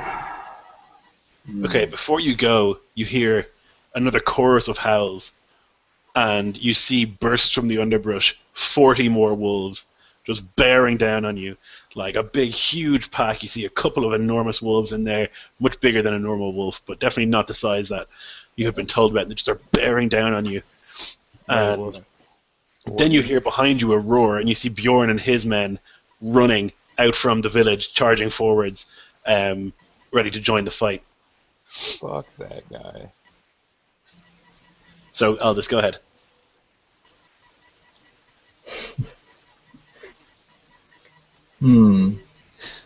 Okay. So I'm currently behind my shield. And how many have we still got up? I think it might be 3 or 4 still up. Currently with you, yeah. You've got, I think, let's say 3 you've got there. But then another wave of a ton of wolves have just broken through the underbrush, just charging down towards you. All right. Well, she's a ballsy bitch. Oh shit. Okay. Seeing that her companions definitely have this particular battle well in hand, she turns and faces these oncoming wolves. And I'm wondering whether I can. I think I'm going to compel you to charge them to prove that you're one of the boys. Okay, let's do that. So the way it works is either I give you a fate point and you do what I say, or you pay me a fate point and you can refuse it. You can go ahead, sir. Okay, so you get a fate point, and then Aldous, desperate to prove herself as not just some girl, runs at this oncoming horde of wolves. Right on. So how do you spend fate points? What's the go So there? when you invoke an aspect, so when you make a roll, right? So let's say you're rolling fight and you get a bad roll or a good roll. Once you've rolled, you can say, I'm going to improve this roll by invoking one of my aspects. So you could use, like, Mama Bear to invoke the fact that you're protective, and then protecting your friends, whatever, and fighting harder because of that, and then you get a +2 to the result of your roll. Right on. Okay. So yeah, I'm charging in. So do I need to? Can I get to them or? Not quite yet. No, you'll have to be running for a bit. Okay. So if you so want I to, on the way, yeah. you could create an advantage. That's probably the best thing to do. Yeah. So I do that. I have girls just want to have fight, which is creating advantages to blocking and unbalancing. So Okay. I'm going to create an advantage that I run forward with my shield in hand, like just basically always in front of me, like a train, basically. Heading straight for this, and I guess that the advantage will be wall of force. Okay. So go ahead and roll. You need to use your fight, I think, because you're a shield maiden. So Yeah. target's going to be 3. So using the Right. using that. That's a -1, right? I Now, can- this is a good example of fate points. Now, if you wanted to invoke something, you could spend a fate point to improve that roll by 2. So I will, because otherwise it's going to be really bad. So I'm going to invoke my own aspect of one of the boys. Yeah. You know, this charge is reckless. It's abandoned. And I just am savoring the idea that I can be more. I can be one of the boys. I can be as strong as them. I can be as tough as them. And so my body just beefs up in reflex to these thoughts that are coursing through my veins. Okay, so what's your fight skill? 5. Okay, so that'll put you on 6. You needed a 3, so you succeed with style. You create the advantage with 2 free invokes. So basically that means that instead of having to spend a fate point to invoke it, you can do it for free twice. And anyone can use that aspect if you allow them to use it. Okay. Nice. Okay, so you're charging towards a wall of wolves. Who goes next? So what's the aspect called at this point? You said wall of force. Wall of force. Right. Just so that I've got it. Okay. So Chepe can go. Okay. So, Voridus, are you there? Yes. Yep. Varadus picks up his axe, steam whistling in the air. You hear the sound of it rising up from under his feet because of the water dripping down.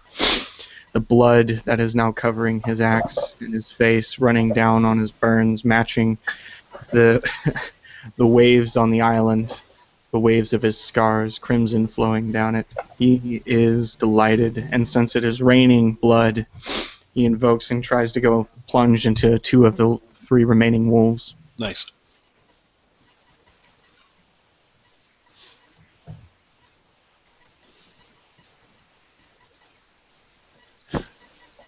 Oh. 5, 6. So that is 5 total. Okay. So they're going to try and jump out of the way, and they don't. They get a 3. So you succeed. So you've got 4 shifts of damage there that you can do. Did you invoke something as well? You did, didn't you?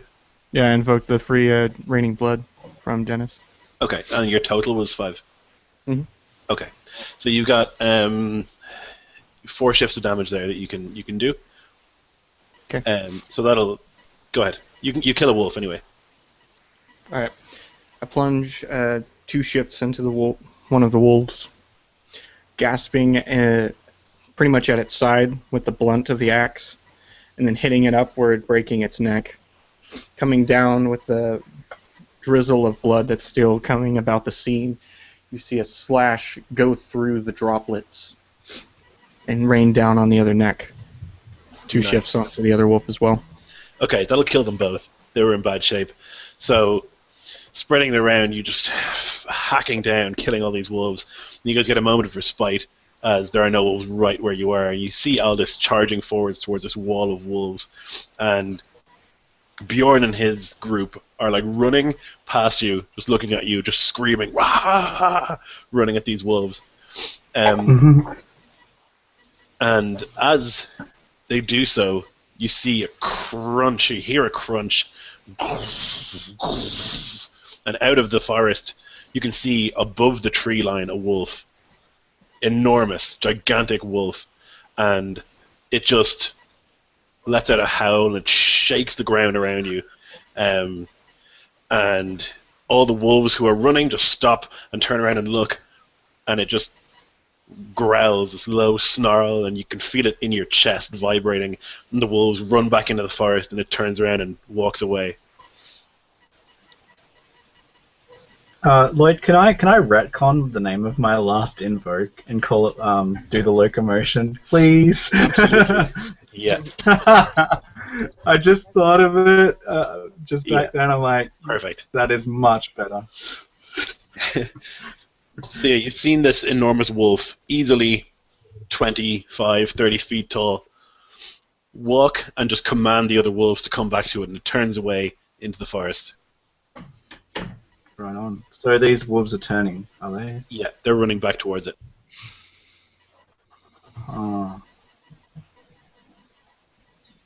Bjorn and his friends kind of skid to a halt after seeing that thing, and they just stop and are looking kind of dumbfounded in the direction of it. You can still see it kind of thumping away in the forest. Vrykul is going to run right through them, covered in a bloody mist as he busts out of it with the trident and chain, and yell at Bjorn as he runs through, "What are you waiting for? Do you want to live forever?" Not to be outdone, they kind of like snap out of their reverie for a second, and they kind of like start to walk, not run, forwards. They're definitely, you can see they're shaken having seen this gigantic creature. Oh no. Okay, so do I see them? I mean, I know I've gone before them. I guess I'm focused on the wolves. So I'm just going to keep on running towards these running away wolves and just like barreling. Bjorn shouts out and says, "Wait, wait, wait. We need to make a plan. We can't just fight that thing. Are you insane? Let's stop. It's nightfall is coming. Stop. Rest here for the night, and we can set out tomorrow morning together." Go ahead, Jeppe. I thought they were running away from us, so I was going to try to create an advantage by tripping the one that I spilt the water on earlier. Create an advantage, living bait. So they're not running. They're trying to get you guys to stop and like maybe make a plan and figure something out, because like you've seen giants, right? And giants are humans who are maybe 15 feet tall, right? This thing was much bigger than that, and it was clearly a wolf. And it was just like stomping through the forest, and all the other wolves were at its command. It's probably the most monstrous monster you've seen in your illustrious careers. I just look over my shoulder and I say back to Bjorn, "What, have you forgotten the wager?" He says, "It'll be no good to us if we're dead. We need to make a plan." You just hear, "Retainer. Retainer." I glaze some of the blood on my wound, and I feel deep within me a sense of pain, and I'm trying to focus that pain, that burning sensation, on the ground around me, feeling in the fires of below, the fires of Surtur. I'm going to try to do a empathy roll, use my stunt. Yeah. The earth is my forge, to use my empathy to find a geothermal vents, like an opening nearby. Yeah, sure. Sweet. I'm wondering whether I can like run at like the last remaining wolf, like the closest wolf that's still to us, and like catch it with, you know, I've got my shield in front of me. I'm wondering if I can like make a jumping dive to like catch it in my shield and stop it, and like show the boys that I can finish one of these off. Not Sure. impressed. So +5, that's a good job, but you're able to find, you get the sense underneath you of kind of a roiling heat somewhere in the village. So you reckon they probably have a well somewhere that is connected to a geothermal vent where they get their hot water from.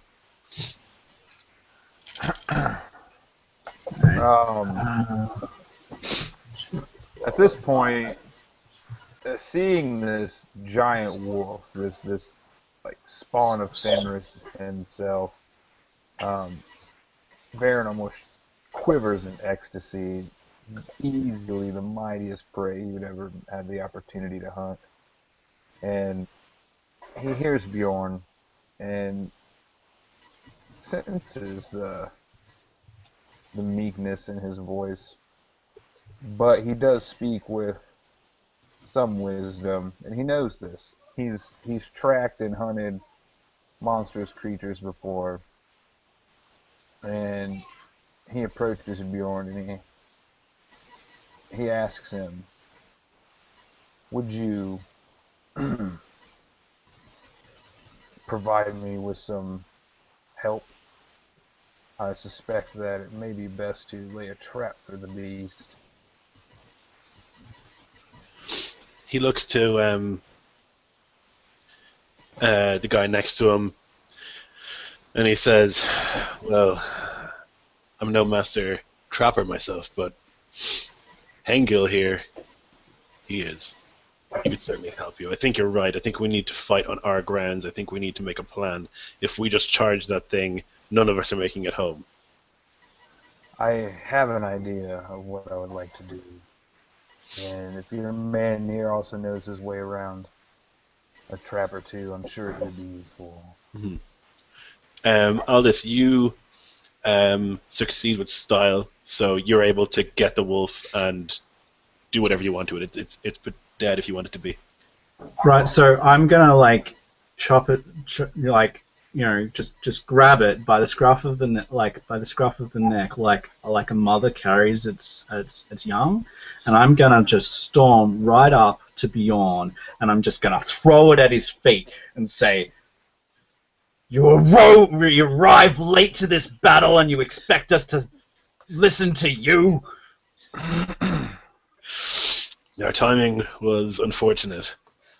We got held up. You see one of the guys, like clearly hungover, like holding the bridge of his nose, kind of like swaying a little bit. We were deep in the cups last night, unfortunately, but we're here now. I think the best thing to do is to rest while we can here in this town, get warm, and then tomorrow morning head out and get this thing. You will be sober and punctual when you serve my house as retainer. As the large wolf makes its appearance just after Drukin has finished off his foe, time seems to slow around him. It's almost dreamlike. These thick drops of blood falling like rain, staining his braided blonde hair, his bare chest. As he blinks slowly, everything else falling away, his breath loud, his heartbeat like a drum in his ears as he sees this giant wolf. His heart begins to beat faster, the blood coursing through his veins at the sight of this creature, a worthy foe calling to the predator within him. Once it disappears, he kind of comes to his senses, glancing around, finally noticing Bjorn and his men, just in time to hear his little speech. He grins as he absolutely wipes at some of the blood on his chest and goes, "So you and your lasses are offering to keep us warm this night, then?" That attitude will get you killed someday, Drukin. What I'm suggesting, and bear with me here, this probably sounds like it makes a lot of sense, so it probably makes no sense to you, is that we sit and we get warm, and in the daylight we hunt this thing when we can see. We go as a group. Together we can take it down. I don't think that any of us are able to take this thing down alone.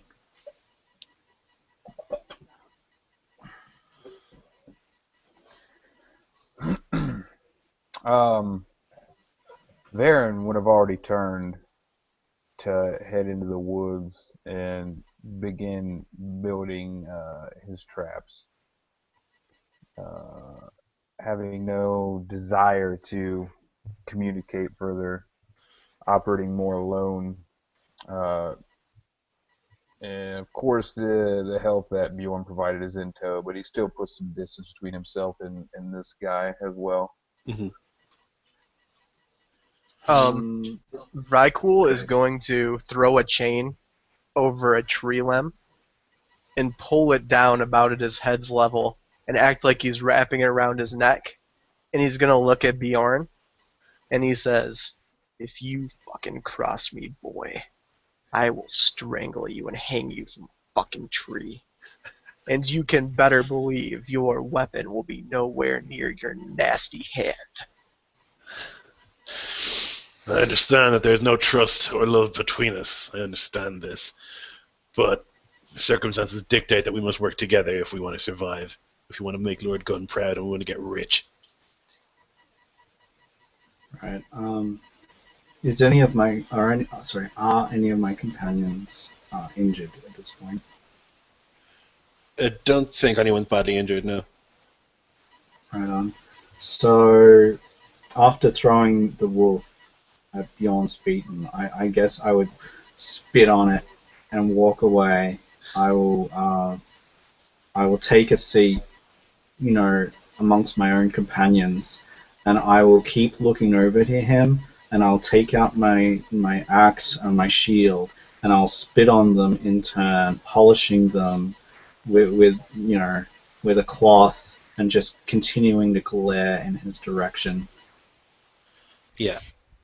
Druken reaches down to his side, finding his mead, taking a long drink, and then he sets about skinning the wolves, also collecting some teeth to add to his necklace. Mm-hmm. So, before we continue with Bjorn, Vrykul kind of wants to seek counsel with his own men. Yeah. He comes over and he kneels down next to Aldous and is looking at the others to kind of come over out of earshot of Bjorn.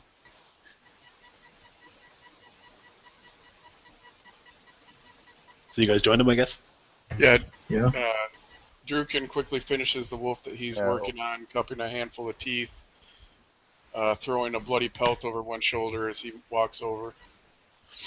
Rudis was looking at the ground this entire time, steam coming out of his hands when it pressed against the snow. So you can see him grasping his chest, and then he realizes, oh, someone's calling him. Gets up and walks over. So Varen is actually in the woods, but the rest of you are together. Lone wolf man. So I'll just look at everybody else in this huddle and say, "What do you think? What does your gut tell you?"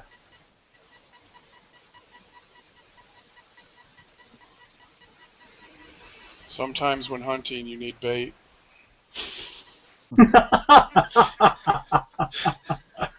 Oh, that is Already got one out there. The wisdom of the old men. I like it.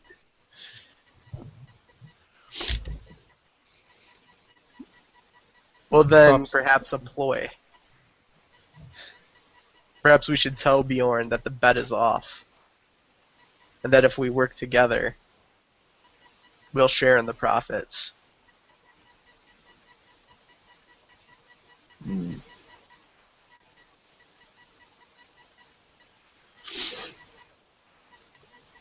Well, if he is to fall in this fight, then it wouldn't matter either way.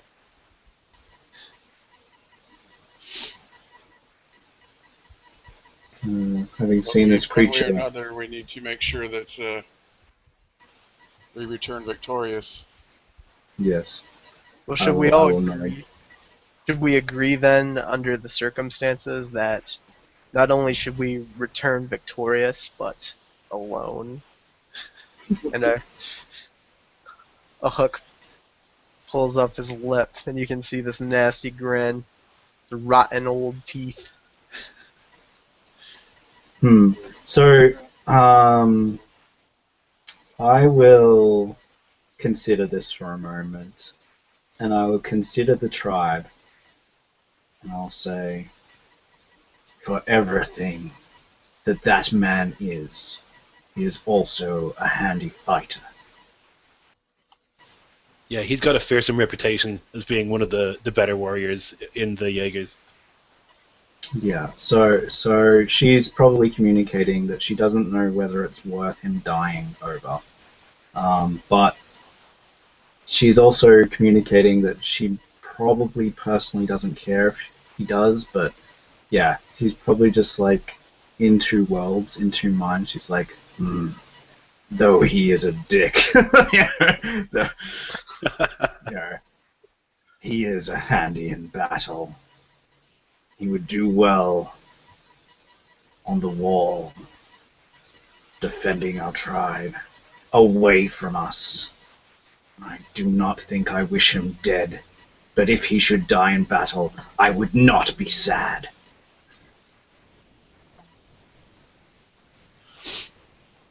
So you decided? Vortis, you've been silent. What do you think? He was mapping out something along the snow, and the line goes through, and there's a circular, well, as good of a circle as he can draw in the snow. It's more of a blob. And at the center, he puts an X. Here.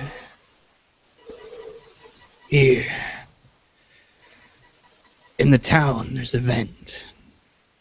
What say you we have our trapper lead him and our friend, the others, over into the town, use them as bait, and then drop the wolf into the sundering hot spree.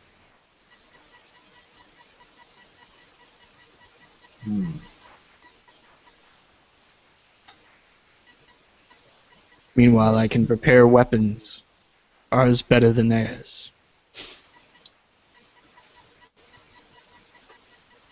A good idea. So Bjorn comes over and he says, "Well, brothers, are you decided? Shall we work together?"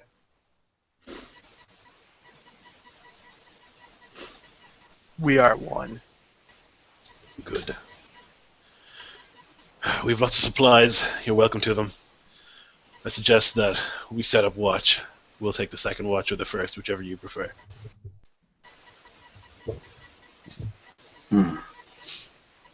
They will take the first watch. Okay. So they go into one of the buildings in the town, and it's cold, but it's not as cold as outside. They get a fire going and stuff, and they offer you food and drink that they took with them. And they say, well, one of them steps forward, kind of a scraggly lad, and he says, "How about a story? I think I can tell a better story than any of you."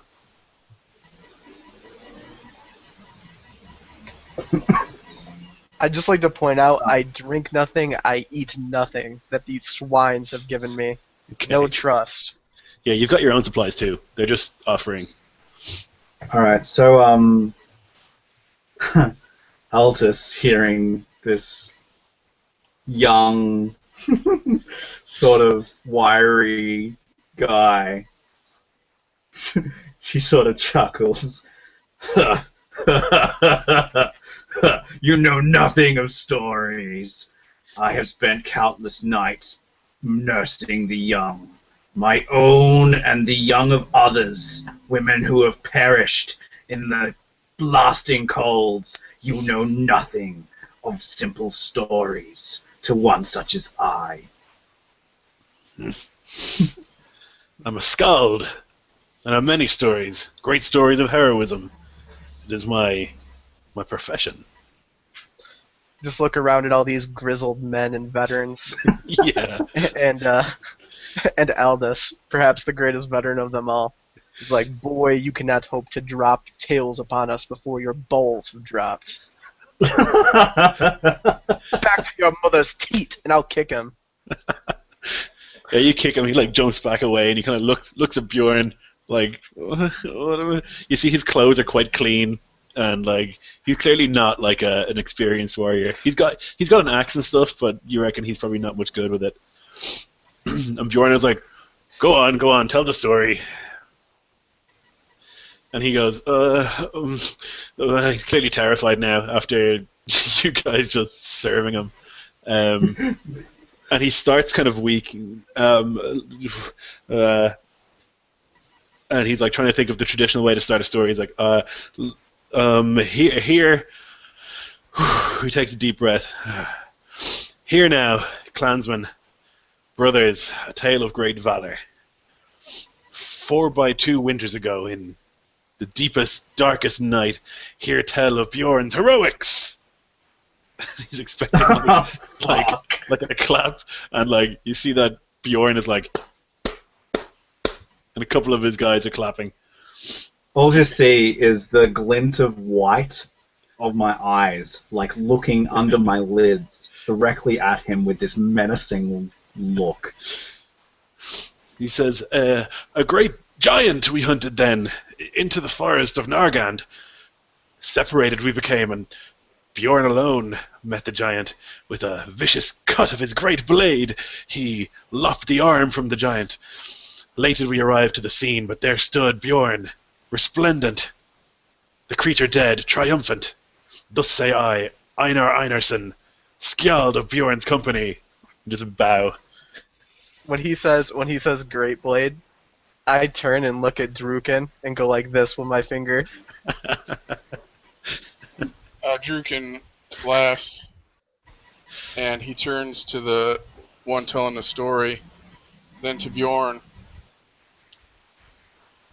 I bet with this lad around, you don't even have to wipe your own arse. He's so far up there. And I tried to use a mental attack on the young Okay, nice.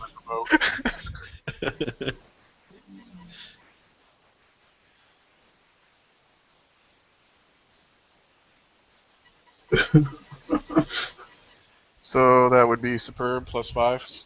And it's Oh, against wow. the lad, right? Yeah.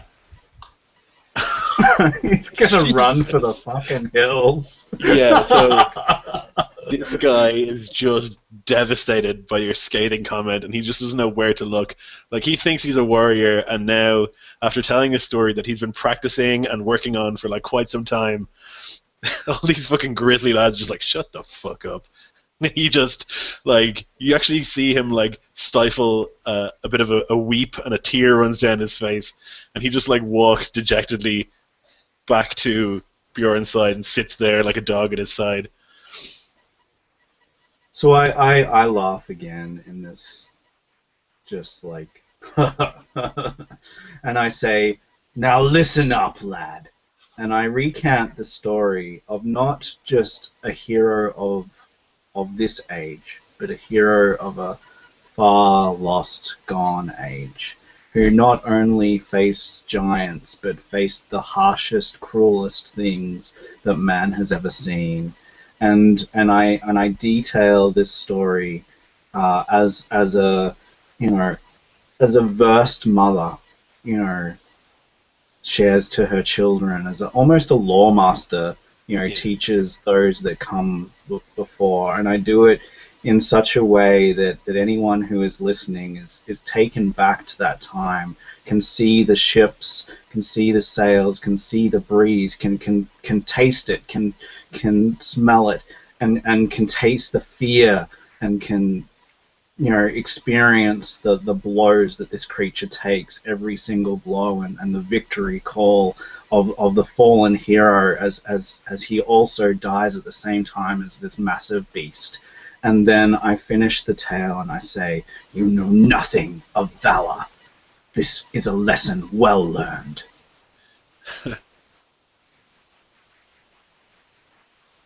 He's probably in his late teens, and he's like, just like eyes wide, jaw on the ground, just like he thought he was good at telling stories, but he was clearly garbage, and he like takes note of how excellent you are at it, and just thinks like, I'll have to talk to Aldous when we get back to town. Maybe she can teach me a thing or two about this.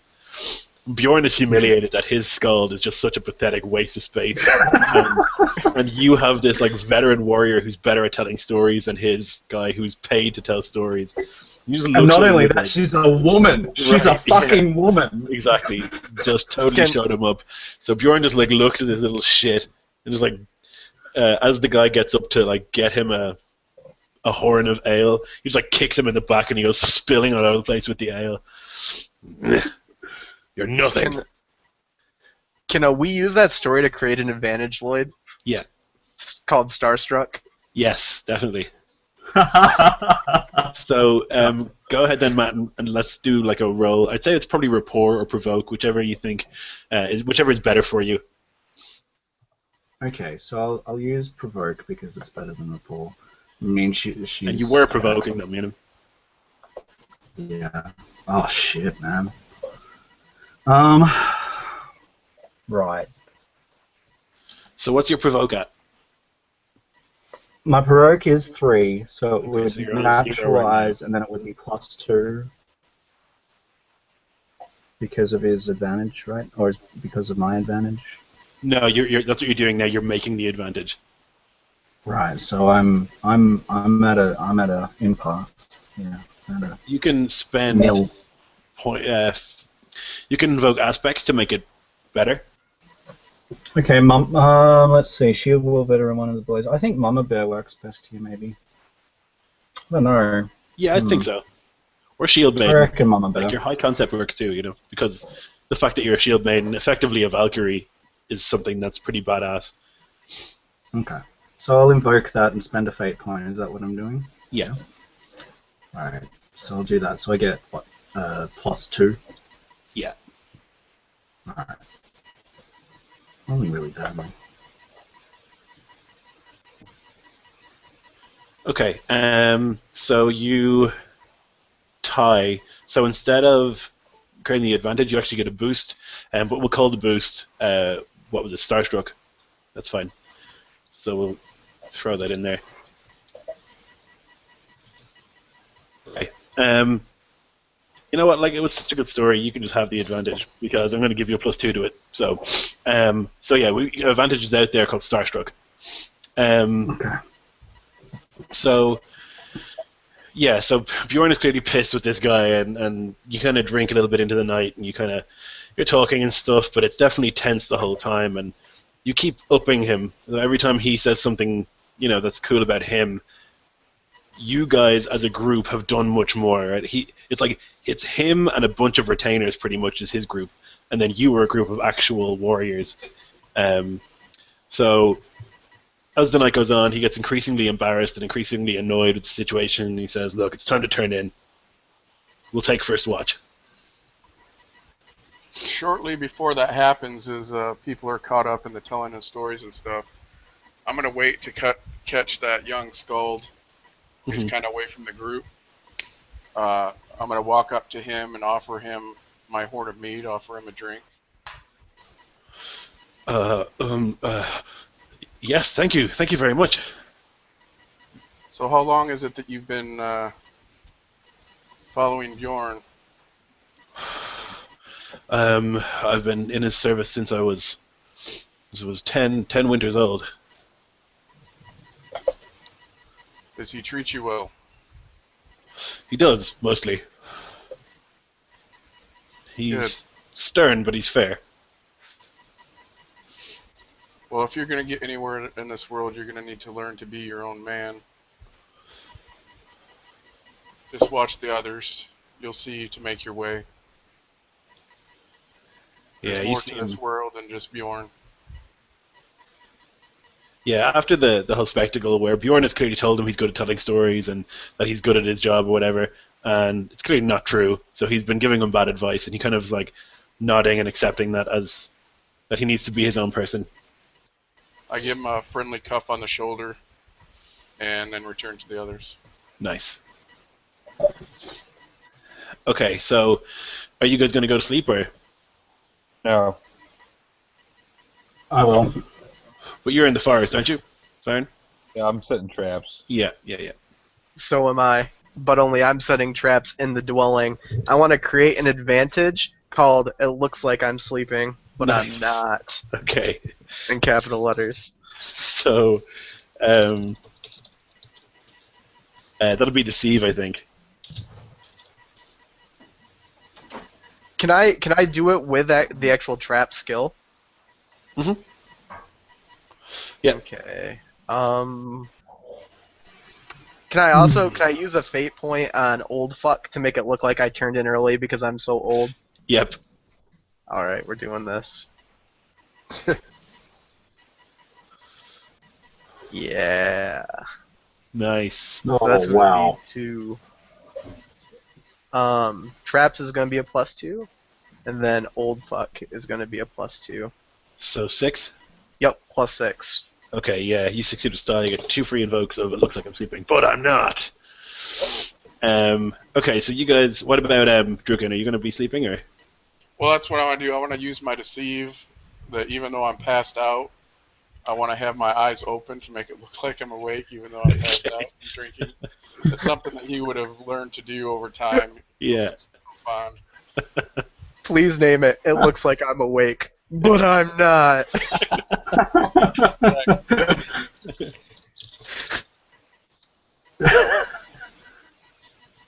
I'm gonna try to take everyone's weapons and start going over to where the steam is, whoever would lend me their weapon. Yeah, I reckon so most of you guys are okay with that, probably. I don't know. Yeah. Yeah. Not Bjord's men. Bjorn's man?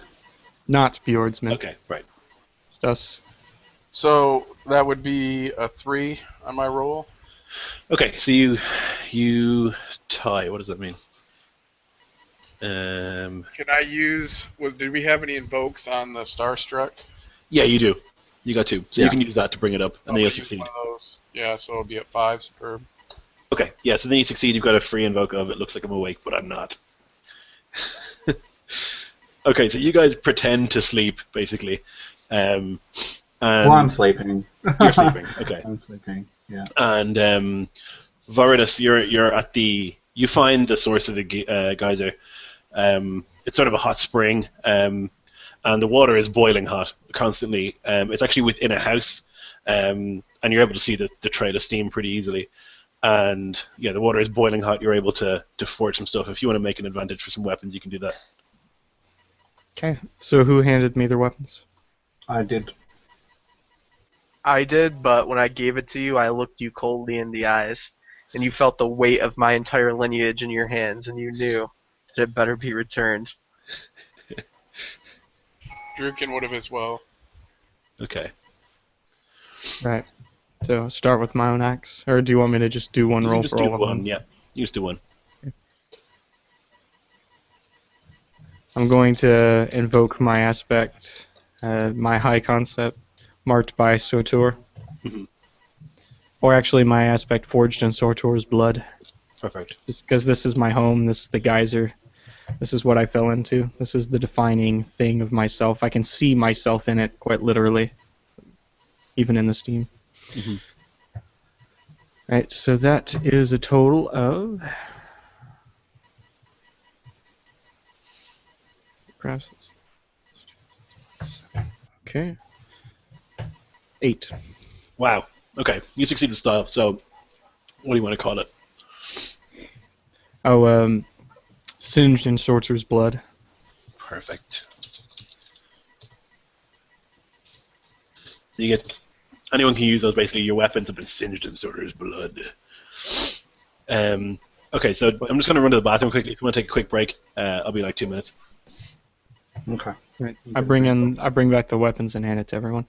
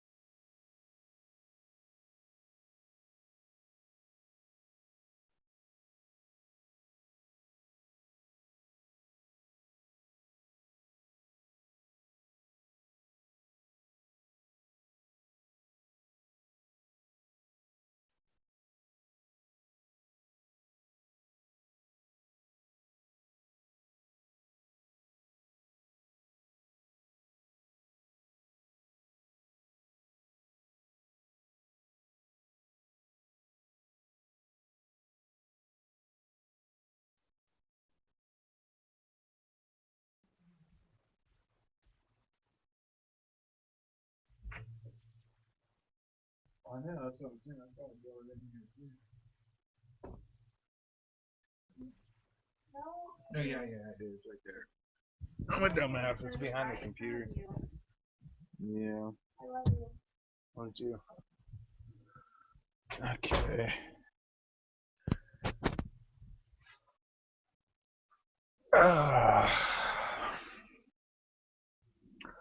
Ready to kill me a wolf god, man.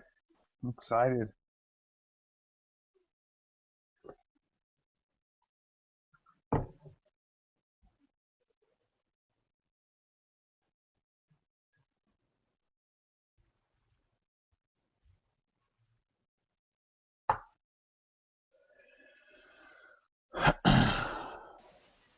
So would you lay traps for like the small wolves or the big one? Like, Oh, there's going to be various snares, pitfalls, deadfalls, and then for the big bastard, I want to try and set up like a large pendulum style trap, taking some maybe some of like the slightly larger trees, hacking them into sharp points and varying vines and ropes, and rig them up on a pendulum. So when he sets it off, it'll come careening in, and just like a giant spear, impale that fucking bastard. Let's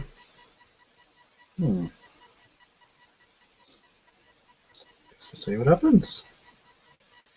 Yeah, I just seen Lloyd just got back and heard that and shook his head no with a smile. I don't fucking like that.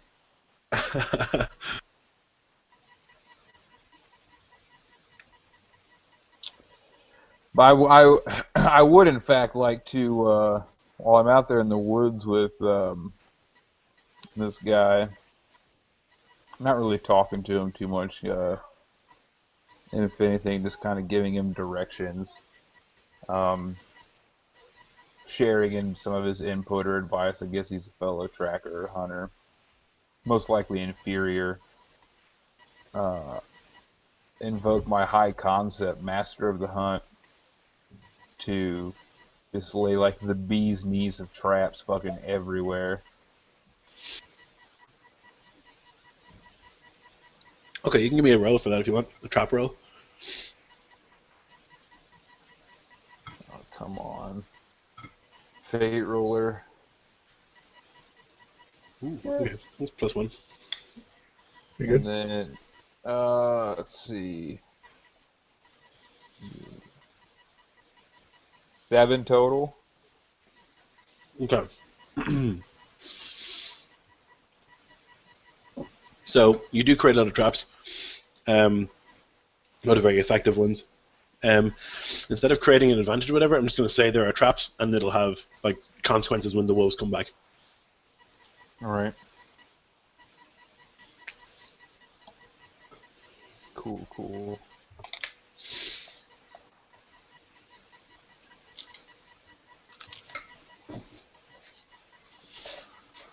All right, see, I'll be out there for however long that takes to get that done. You know, as the night wears on and Yeah, no problem. It'll take you about like 2 or 3 hours to set a good few traps. Right. And I'll ask that other guy, why do you hunt? Sorry, did you say why do you hunt? Mm-hmm. I'm gonna ask the other guy. He's a hunter and a tracker as well. I ask him why. To prove my mastery over nature. I see. Okay, so you guys are either sleeping or not sleeping, whichever. And about 3 hours into their watch, they've been kind of sitting quietly. Bjorn's been sleeping, but the rest of them have been watching. And about 3 hours in, one of them kind of walks over and nudges Bjorn, and he kind of opens his eyes and looks around, and they start whispering to each other, and Bjorn is nodding. And then they kind of start sneaking around, getting close to you guys. and seeing the weapons untouched, go to like pick them up and take them away. Oh, okay, man. I spring my trap. Yep. I'm gonna use okay. I'm gonna use singed starter's blood on the weapon. I'm gonna use that advantage. Mm-hmm. So +2. I'm gonna use my last invoke of weighted by giants +2. I'm gonna use I look like I'm sleeping, but I'm not +2. I'm going to use fight, which will be a +4, and I'm going to jump up and go off the chain, which is another +2, and whip Bjorn. Nice. Wow, that's yeah. +12. Oh, yeah, +12. So that's before I roll. Yeah. So let's see what I get. Oh, geez. So it's a 9. Oh, shit. Still ridiculous. Okay, so Bjorn's gonna try and jump out of the way of this. Okay, so he's using athletics. It's a 4, so he gets a 5. So you succeed with style.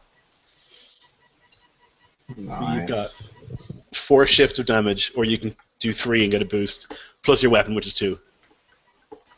So I can do 6 or I can do 5 and a boost. Yeah.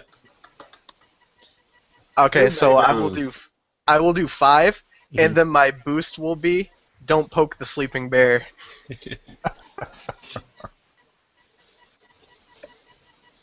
And he is going to be completely mortified at the trap. He is, absolutely, yeah. He just smack with the chain, knocks him on his ass. And they all just start shouting like, wah, wah, wah, wah. What was the trap? Fake sleeping. Yeah. So I'll rise now after whipping him with that chain, and he can just see like this seething hate coming off of me, almost becoming anthropomorphic and reaching out for him. And I'm just like, this is why you do not sleep with vipers. So Bjorn gets up and like his nose is really badly broken, and he like, gets up and dazedly just like puts it back in place. You fucker. He's like wiping streams of blood from his nose. I guess there's more craft in the old man than I thought. One then- does not live to be this age in a warrior society without it. His hand goes to the sword at his waist. Okay, well, what are we going to do now? I'd say his body is good for bait. Are we going to kill each other? Is that what's going to happen now? I'm going Crunch. to fucking crucify you. And I'm going to charge forward and attack him. Okay. Wow. So I'm going to, let me see here. I'm down to 2 fate points. So I'm going to use Age Before Beauty because I'm taking the initiative and use another fate point. Mm-hmm. And how many invokes of Chepe's blood did I get? Just 1? There were 2 made. You used 1. Okay, so there's I'll one use. there. Can you use more than 1 fate point in a single turn of combat? Yeah, you can use as many as you want. I'm going to use a fate point to invoke that, so I leave a free one remaining up for somebody else to use. Okay, you have Don't Poke the Sleeping Bear as well as a free one, as a boost. Yes, don't poke a sleeping bear, so +2/+2. I also said I used Age Before Beauty. So this one is going to be a +10, and that uses all my fate points. Okay. This is going at him with the actual trident end, and I'm going to try to crucify him. Like, I'm jabbing it, but upon impact, I'm going to let go and let him fly into the wall and get pegged by it. Nice. So let's see what I get. So it's going to be a 9. Okay. He gets a -1, so he's at a 3. Oh my god, Bjorn. I'm going to have to invoke some stuff to save Bjorn's life. So... You don't have to. Well, I do, yeah. I'm going to invoke Swordmaster and Hairseer. So you get 2 fate points, Andrew. And that'll bring him up to a 6. So wow, I still succeed with style. Yeah, but it's less dramatic. You probably won't kill him now. Alright, so instead of pegging him to the wall, I stab him with it and I let go. And this trident is sticking out of his chest. And I'm in my mind, I see one of my ancestors holding it. And my hands go down to the chain. And I just start slowly walking back with a dead stare on my face. So he pounds into the wall, the trident, like, just kind of here, just above the heart. And he just looks down, coughs up a bit of blood, and just like grabs it and it is trying to pull it out. And his men are just horrified looking at what happened. They're like, Bjorn, no! They draw weapons. So we'll do some initiative now. So, Jesus, how will we do this? Who's got the highest notice? I've got 2. I've got 2 as well.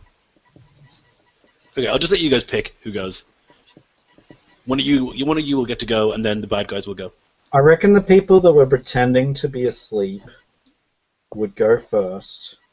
Yeah, well, I would be woken by the noise, but I was definitely asleep. Mhm. So I'll go after whoever was pretending. well, you were asleep, weren't you, Dennis? You were asleep, but pretending not to be. All right, so that was Yeah. only just him. Well, I was asleep, but like my eyes were open, so it looked like I was awake. So I don't know what effect that would have had when the person came over to take my weapon. It seems like they probably would have like frozen place because they would have thought Yeah. that I was Yeah, awake. they kind of like got in a position to grab at the same time, but the guy who came near you kind of didn't approach much closer. It's just Andrew that noticed it because he was actually awake, pretending to be asleep like an old snake. Okay, I'll just have the guys go, and then I'll pick one of you to go next. So Bjorn will try and pull the trident from his chest. I'm going to make him do a physique roll to do that. Oh, fucking hell, Bjorn. Just let him die. So Bjorn's physique is 4 minus 2 is going to be 2. That's definitely not enough. You give me a fight roll, Andrew, to see what his target is. Okay. And my fight is my best. That's a 4, so... Let's see what I get here. So it's going to be a 4. Okay. Yeah, so he like is pulling, and it's barbed at the end, I'm guessing, this trident, and it's like he's pulling it out, and you can see just like chunks of flesh being pulled out of his chest, but he's not able to pull it all the way out as he's just like gritting his teeth. Fucking hero badass, but not able to pull it out.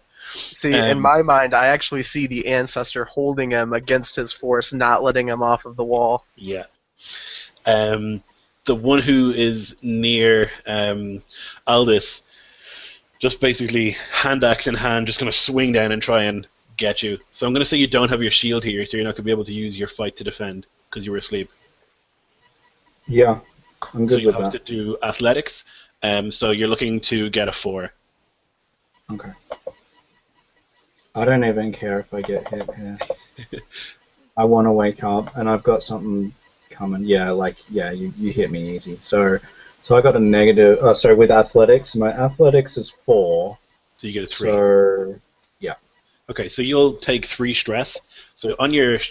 Oh, you don't have a character sheet, do you? You just have it written down. So you should have boxes for stress. 1, 2, and then 3. And if your physique is above 3, you'd have a 4 as well. I have a 4 physique, so I have Okay. 4. So you're going to take 3 stress. You can tick off the 3 box. Okay. So that's done. He bites into you with a hand axe. It kind of hits you in the side, kind of where your hip is. Doesn't do too much damage. Doesn't penetrate through your mail properly, but it definitely bruised quite badly. And he pulls it up again, kind of ready to go. The one who is near Druken is going to try and stab with a sword. I have a quick question. Yes. Is the Skald among them? Is he one of the attackers? He is, yeah. He's not attacking you, though. Okay.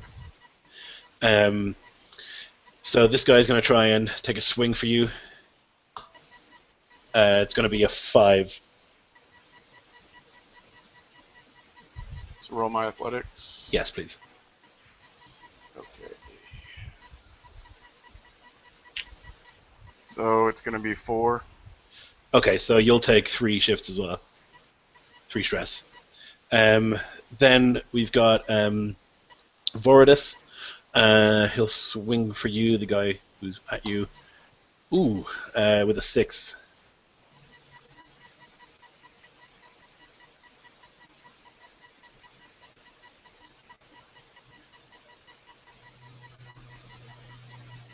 So what's your athletics? I was using physique. Okay, sure. Alright, so that would be a 3. Okay. So he succeeds with style. He will. So he gets what? 3 and 2, 5 shifts. So he'll do 4, and we'll get a boost on you, which is called surprise attack.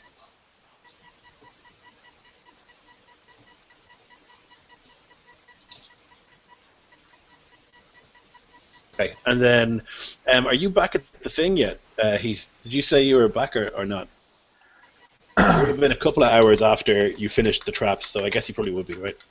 Yeah, I would have likely been heading back after finishing up the traps. Yeah, would you have gone to sleep when you came back, or would you have stayed awake, or?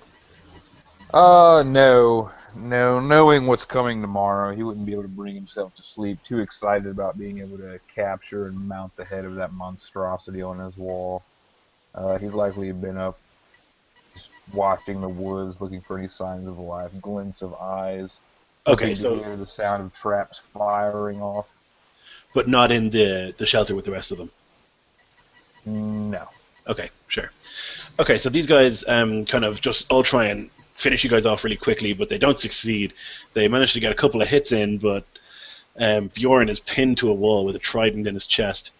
So I'm going to say that, Druken, you got quite a heavy hit. You'll go next. Okay. So The as skull, he- sorry, actually wasn't attacking. He was like standing watching, but wasn't attacking. He's got a sword in his hand, but he's not fighting yet. Okay, I'm going to stand up and ready my weapon, but I'm not going to engage the guy in front of me. Instead, I'm going to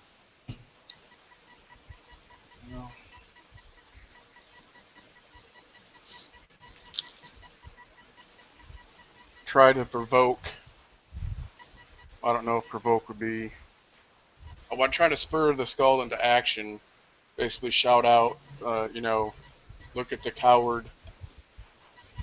I guess I would just kind of create advantage. I'll direct it to him, but it's like to everybody, that you will fight with a coward that tries to attack a man that's asleep. Mm-hmm. Use that to try to create an advantage. Okay.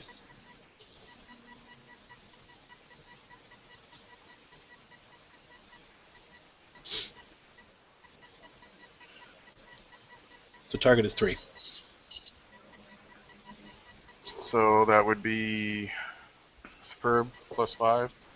Okay, nice. So you get a free invoke of you will fight with a coward. Okay. Who goes next?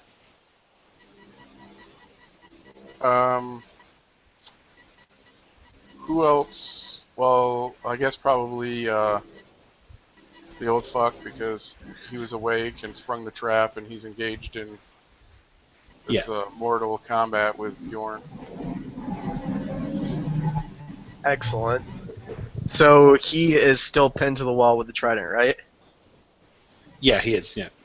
My old liver-warded, shaking hands, arthritic, go down the chain until I'm almost at its length. And I look on the wall, and I see this large antlered deer with the antlers protruding out. And I look at him, and then the deer, him, and then the deer. and both hands grasp the chain tightly, and I rip it from the wall with him on the trident and try to slam him into the antlers. And I'm going to use Master of Iron and spend a Fate Point, which is a +2. Then I'm going to use Off the Chain and spend my other Fate Point, so back down to 0, which is +2. So it's going to be a +8 with Fight. Nice. It's going to be a 10. Okay.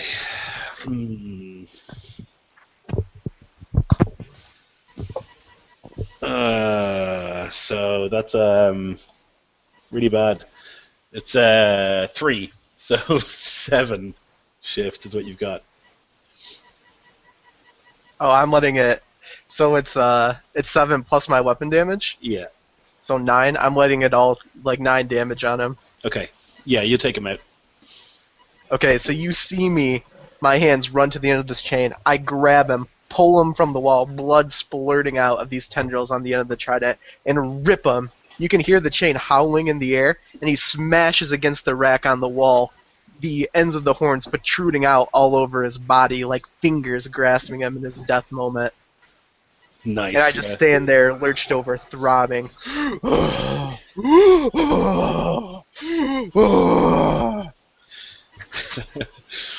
Yeah, I'm gonna compel you to fall on the ground, knackered, because you're an old fuck. I'm gonna do it. Okay. Fucking for sure. So then, who goes next? We will say that the Shield Maiden goes next. Okay. Right. Could I possibly argue that we had one charge left of Starstruck Yep, it's still there. to use? Yep. Right. So I wanna use that advantage. I wanna invoke.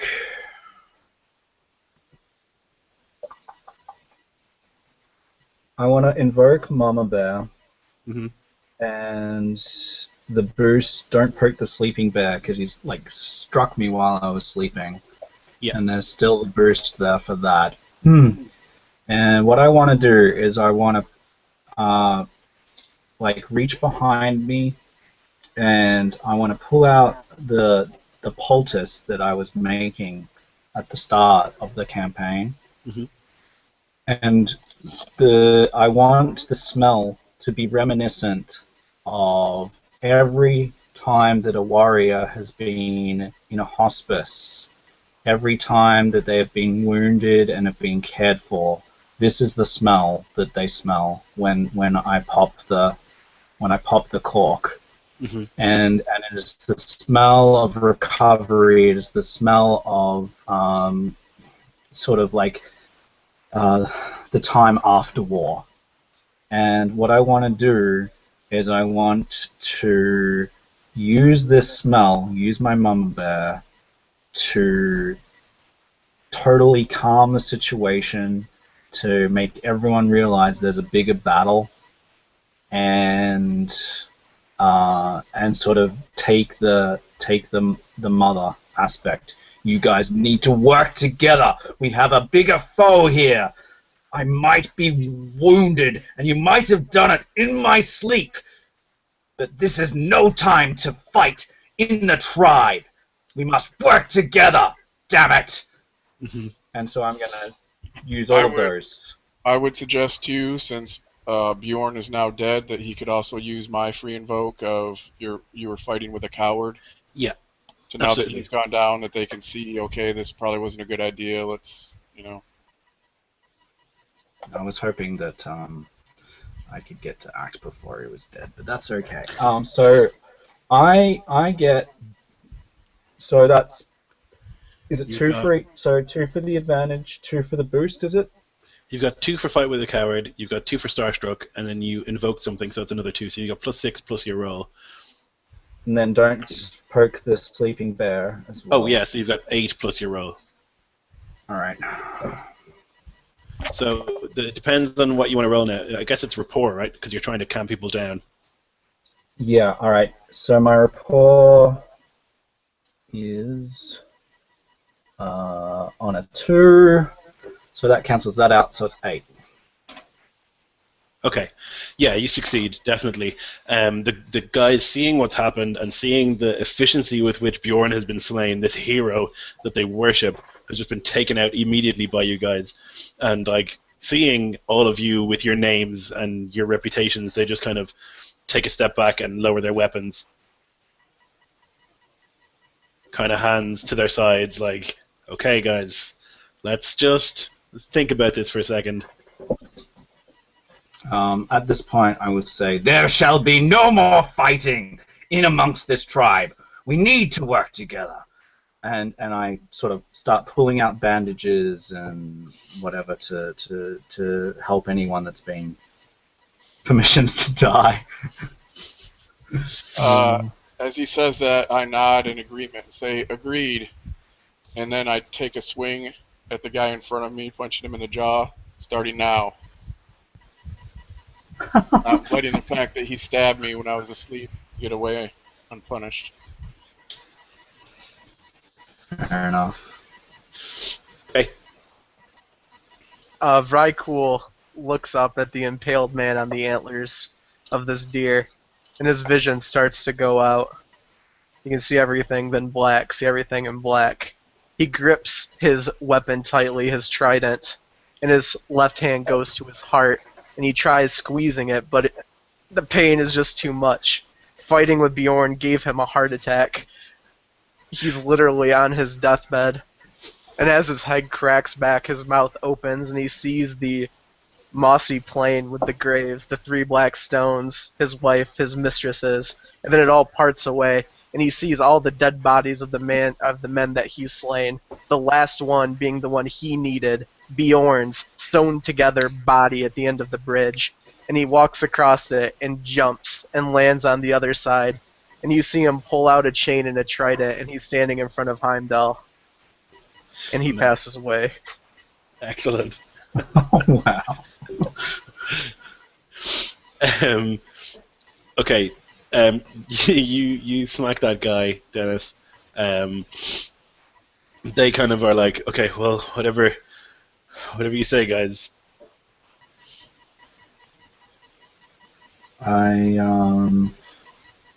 Seeing the old man pass, I want to go over there and close his eyes, make sure that he is looking up and has his weapon on his chest, make sure everything is according to the ritual, and I want to bring the incense, like the smell, over to his body, and I want to recite the incantation to send his soul to the afterlife, honorably, Yeah. and safely. Okay, you can do that, no problem. Make sure that he's okay. You get a feeling of like a presence among you, and it's like a bit of moonlight like goes through the roof and like shines down on the body, and you just think of Valkyries taking his soul away to Asgard, to Valhalla. So the guys who are still left, they are like under your control. They're like, okay, we kind of thought that we would get away with this, and it was Bjorn's idea, and we don't want to have any trouble here. So you're able to spend the rest of the night pretty fine. It's pretty relaxed. And the next morning, just as dawn rises, you hear the howling begin again.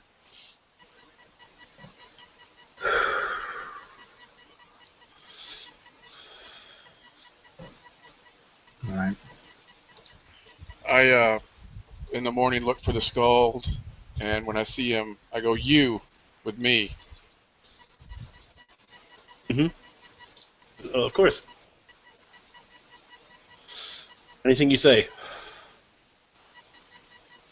So I hand over my satchel and my things of mead for him to carry. He does. Go and try to head out to the forgery. Yep. And gain an advantage again for myself. At least Yep, particular. no problem.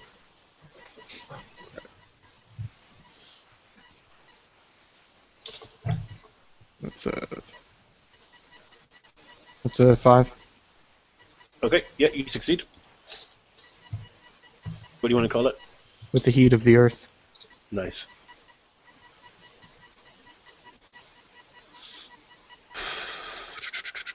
Heat of the earth. Okay. All right. So, setting out in the morning, you see, you hear rather, a couple of whimpers and mournful howls as wolves just run into traps. Just you hear like snaps and then "Arr!" all over the forest as seemingly a wave of wolves just walking into this line of traps, and just lots of them die. Hearing this beautiful melody, I remark, "Varen does good work." Hmm.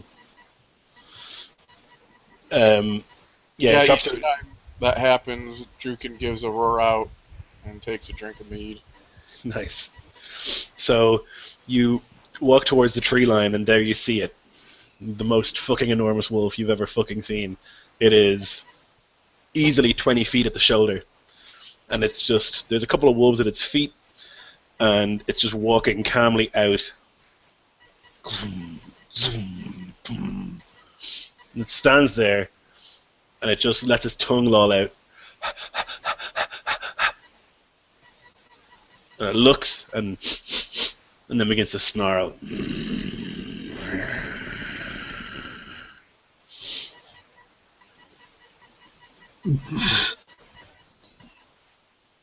Right. Well,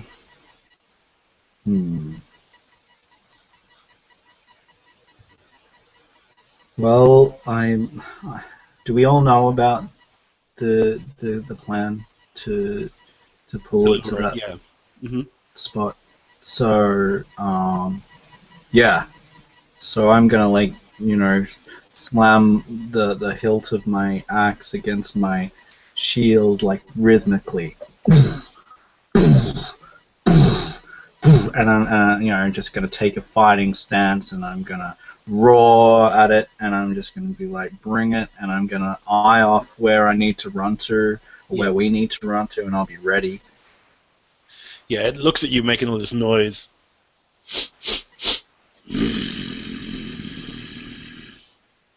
And it begins to pad forward, and each pad is... It's in no hurry. It's not really worried about the situation. So with every step that it takes towards me, the aspect of the shield maiden Viking continues to get larger and larger and larger. You know, she takes one step back every step that it advances further and further towards this this trap that we're laying. You know, not looking like I'm retreating, just sizing it up, sort of. Yeah. And I just sort of mirror its actions, bringing it further and further towards us. Are the rest of you walking that direction too? You're going through with the lure? Yeah, and I'm utilizing to honor the fallen warrior, his trident and chain with the body still attached. To further egg the thing on to lead it to the trap. Mm-hmm. Yeah, the wolf lowers its head to the ground and...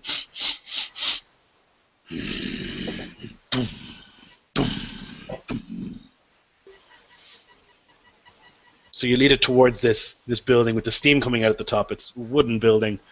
You know that inside there's quite a sizable pit with this volcanic water inside. And as you approach, the wolf then snarls, bares its teeth, and rushes forward. And it's going to try and make a bite at Aldith. Excellent. And she's making all this noise. Yeah. Okay, that's going to be a 6. Okay. So.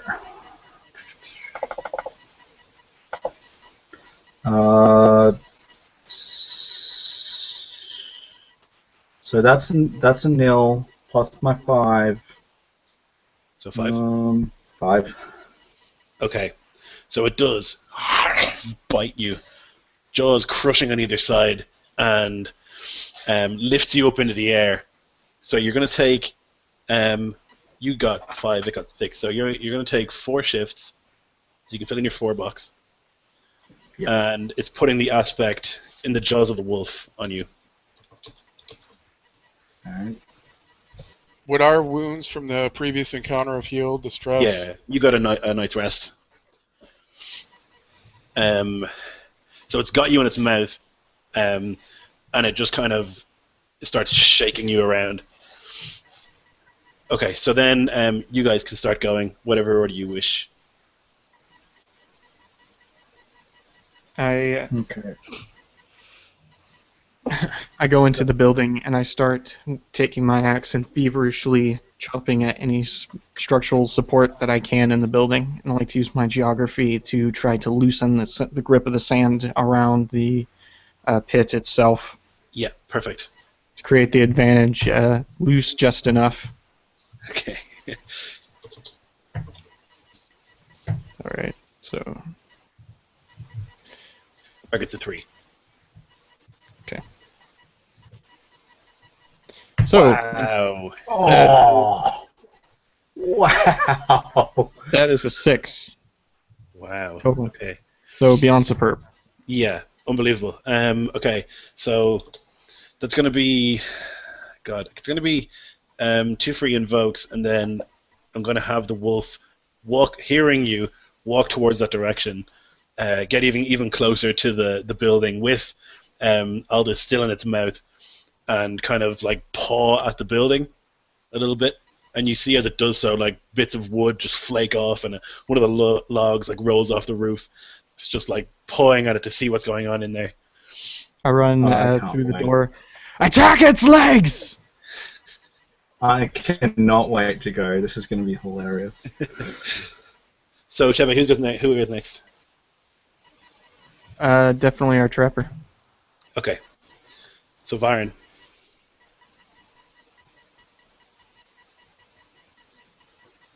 All right. Seeing this and seeing the monstrous wolf come break through the tree line and rush forth, Varen is going to stand opposite, place himself on the other side of this hut where the geyser's at, to try and make himself, bait tantalizingly to draw it, through across this thing. And he's going to stand tall and bang his spear off of his chest and let out a roar and tell the group, he says, "Here we fight. Here we stand tall. Let us be the bastion of which the fangs of this monster breaks. Let us slay it and bathe in its blood. Honor the dead. And use only the strong survive to create an advantage with a riveting speech." Okay, so that's probably going to be rapport then, for the skill. Well, you gotta keep having these skills I don't have. if you're trying to make an advantage using your speech and stuff, it's going to be either rapport, provoke, or deceive. Those are the 3 kind of speech skills. Yeah, cool, I don't get any of those. Alright, let's see what happens. Big bucks, no fucking whammy.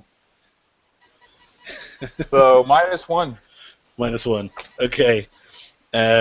So you attempt to give this rallying speech, but everyone's just like focused on the enormous wolf, and no one really hears you, apart from the wolf, who looks in your direction. I tried. Snarls. Yeah, come at me, bro. Walk through the house. At least that kind of worked. Attack its legs! Okay, who goes next?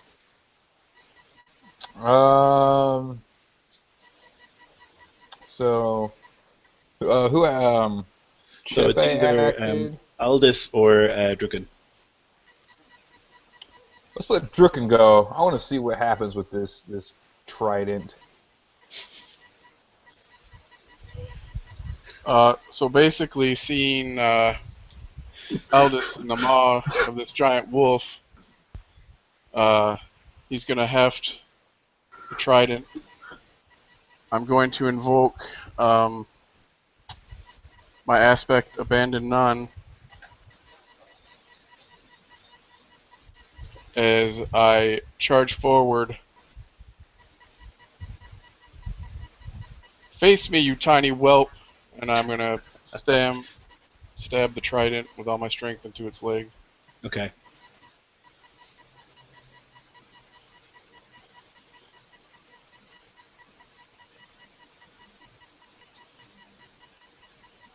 So superb +5. Okay. Yeah. So you succeed. So it'll do 2 + 1, so 3 shifts. So -3. Good. And as you do so, the blood, as you penetrate the skin of this wolf with the trident, the blood seems to like get sucked into the trident. And you there, Andrew? Yes, I am. Okay, and it continues along the chain and into the body of the old fuck, and with like a sonic boom, he like jerks up again, and he's got this glowing golden visage for a second, and just for a second you can see faint sort of gold wings behind him. They disappear into the mist. And you are now an Einherjar, one of the people who has gone to Valhalla and come back. Wow. So, That's fucking awesome. in the face of this giant wolf, it does not slow down, drunken in his rage. But when he sees that sight, he jumps with a start, releasing the trident as he stumbles back. Yeah, so basically, like your body jerks, and you realize that a lot of it is not in as bad shape as it used to be, and you're just infused with like Aesir energy. You've been to Valhalla, you've seen the face of Odin, and now you're back to finish this last job. So you can go next. Hell yeah. So the trident's stuck in his foot? Yeah. Okay. So, running forward quickly, using this surprise, I grab the base of the chain, so there's like 10 feet length behind me, and reel it back hard, and just come right down on the wolf's neck, smacking it with the large 10-foot chain. And now, after being back from the other side, the chain almost looks fiery as it cracks and snaps on the beast's neck.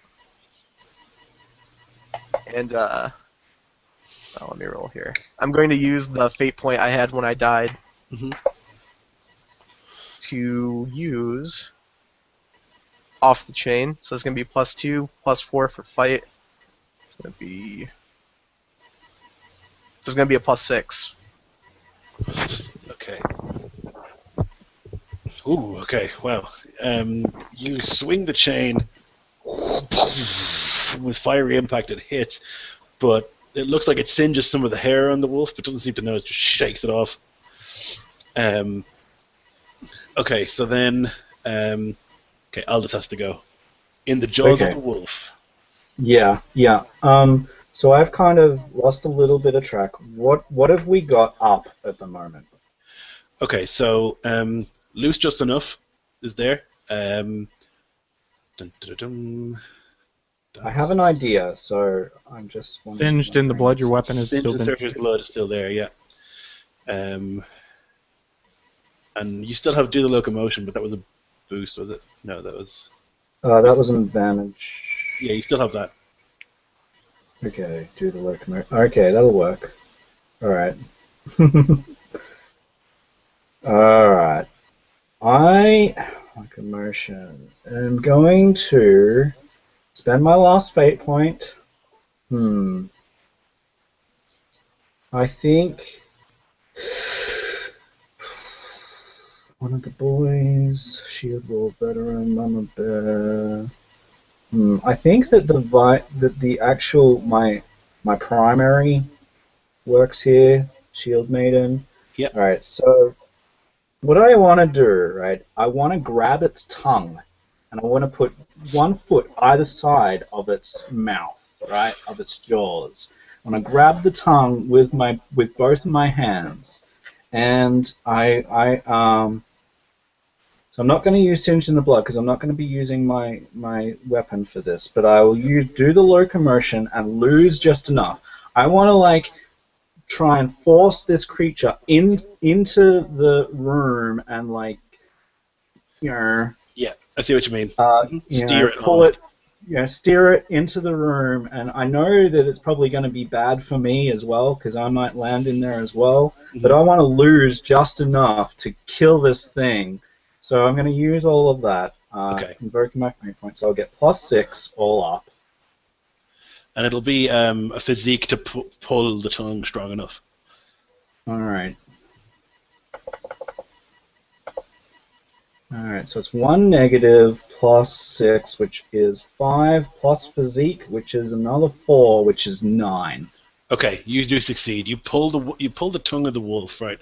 Pull it so fucking hard, and it just kind of to try and stop that pain from happening, like stumbles forward and just crushes through the house, and its paw just sinks into this volcanic geyser, and just like goes down to its shoulder, and it like spits you out and starts howling in pain as its arm is completely singed, its leg, its front paw, totally up to the shoulder, singed, and it pulls it out and throws hot water all over the place, steam rises up all over the place, and it's just howling in agony, unable to do anything else.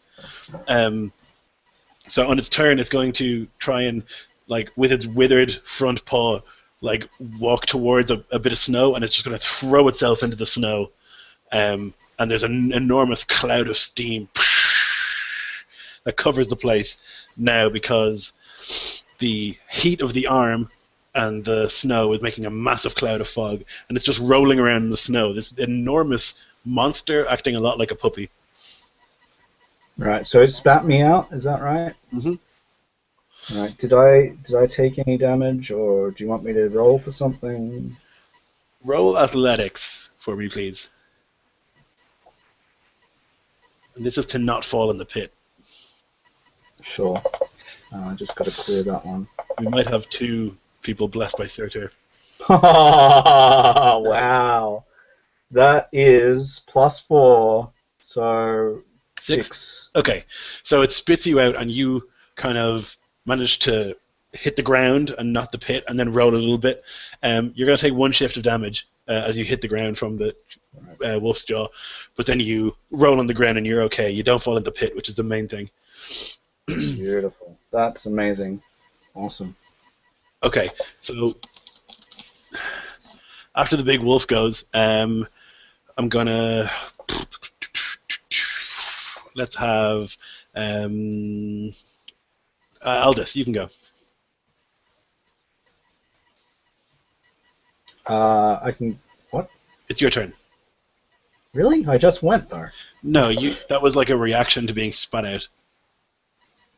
Did you just go? Oh, you did. You caused the whole situation. I just caused the whole situation. Yeah. Sorry. I'm like, no, what? How can I go again? I'll take it, but fuck. Okay, thank you. I didn't realize. Okay, let's have Druken go instead. Okay, so the thing is now down on the ground? Yeah, it's on the ground rolling around in the snow.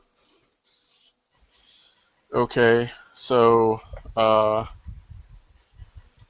going to use my last fate point and invoke my concept Berserker of the Bear, and we're out and charge forward, leaping into the air, hefting my axe overhead and coming down. Nice. Swinging.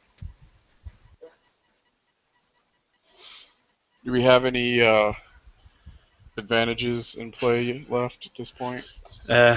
Loose just enough is still there. Wasn't there one for the weapons? Yeah, Singed and Surtur's Blood. Okay, so I'll use that as well. Okay.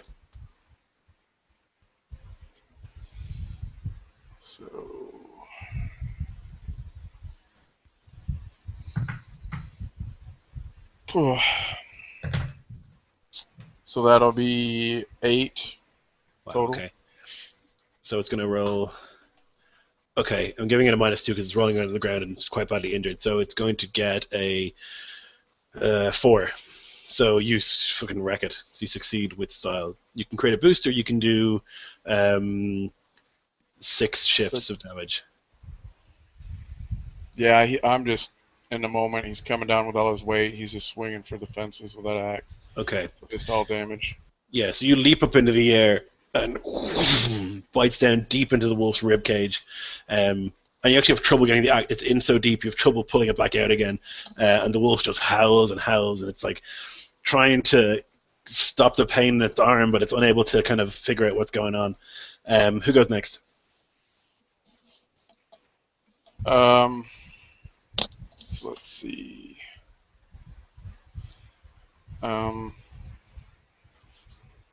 I think I'd like the returned one to go. He's still Awesome. around, right? Yep. All right. After the chain being ineffectual with the actual whipping, I'm going to jump up. I'm going to try to jump up on the beast's back and drape the chain around its neck. But I'm not attacking. I'm just going to create the advantage. Choke of the gods. Nice. So to do that, I'm going to use physique. And that'll be. It's a 3. Okay, so you do succeed. So you get 1 free invoke. 3 was what you needed. Oh, All right, excellent. So it's actually a boost instead of an aspect. So that means I have 2 turns? It means on your next turn you can use it. It's like a only temporary. Only the next turn? Yeah. Okay. Okay, and who goes next?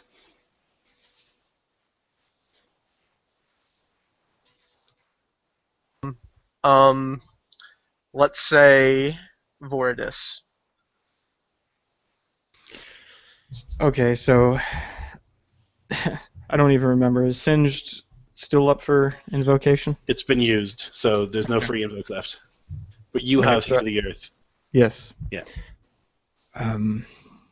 Not sure if I want to attack it or see if I can also invoke just loose enough. If it's still close enough, is it still, because it's been rolling around? It was just hit because it was just wailed on, right? Is it close to the cabin still? It kind of moved a little bit away and threw itself down in the snow. It's close-ish. Close-ish. Yeah. All right. So what I want to do is, since I ran around and I was on the other side and I've watched this thing freaking roll around and then blood everywhere, dig down in the snow, switch my axe around, and with my full physique,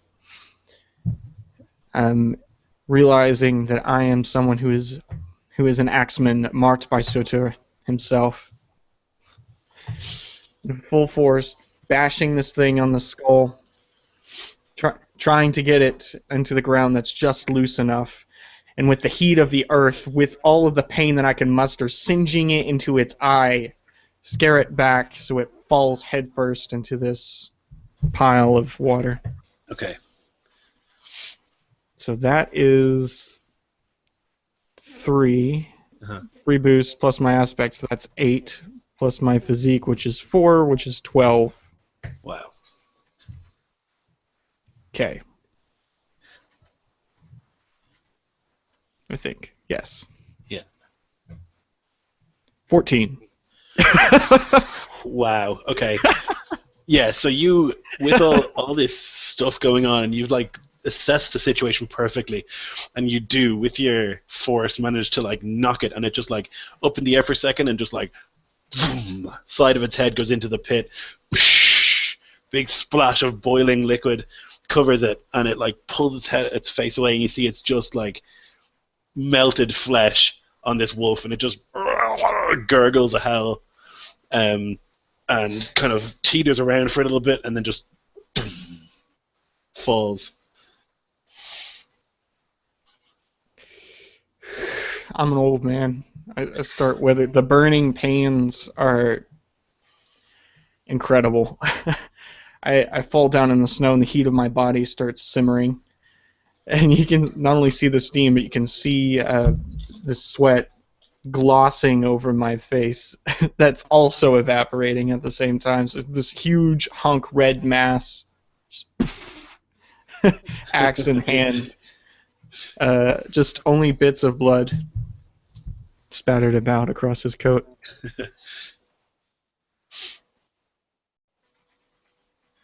So, very cool. You go back to Valhalla. Do you want to describe that? Yeah, sure. So what happens is immediately after the fight, Aldous feels a hand on her shoulder, and I walk by, and she can clearly see that I'm transcended, and I give her a nod because I know she's probably the most likely candidate to make it into Valhalla next with her ferocity.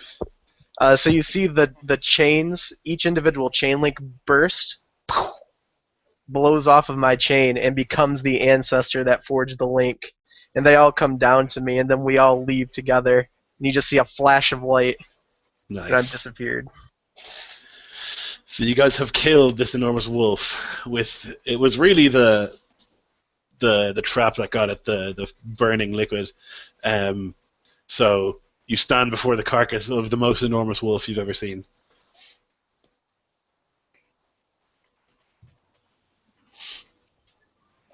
Okay. Hashtag sad face didn't get a stab it.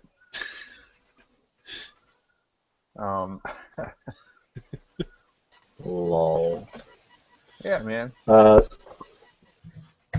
So we are victorious. So I guess we I guess we skin these wolves.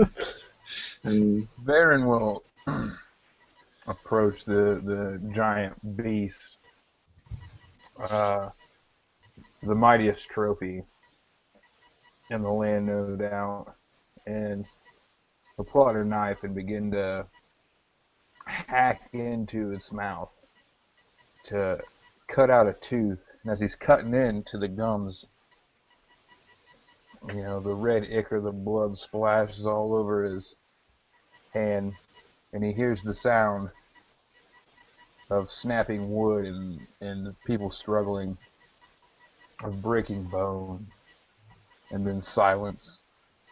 A child's cry pierces the night air, and he sees a man walk into a house, the contents of it stained red with blood and strewn all over. The mangled body of a man and woman lay broken on the floor, and cradled in the arms of the woman, stained red with the blood of its parents, is a babe. The man, a wolf's pelt draped over his shoulders, takes the child and wraps him in the pelt of this wolf, and he looks down at the babe, his leathery face expressionless, and he speaks in a gravelly voice, and he says, "You will be a mighty hunter." And Varen snaps back to reality as he finishes carving out and kind of looks up to the sky and holds it aloft and nods his head, almost searching for acceptance and to prove to his adopted father that he has in fact became the mightiest hunter in the land. Nice. So it'll take you a couple of hours between the lot of you to skin this wolf. It's enormous. It's a difficult job. The flesh is incredibly tough to cut through, but you managed to do it. With the other wolves in the forest, you're welcome to go get those as well. The Lord did say he'd pay you for each wolf skin, so if you're inclined to do that, you can definitely do that. When the wolf is first slain, caught up in his rage, Druken doesn't realize and register that the battle is over as he continues to hack at the great beast. Once he realizes it's no longer moving, he is covered in bits of gore and bone, splattered with blood. He kind of stumbles back, exhausted, breathing heavily. He calls out for the skull to bring him mead as he spots Vordis in the snow, a red mess of steam, He somewhat clumsily moves over there, dragging his axe as he kneels down to check the man to make sure that he's still alive.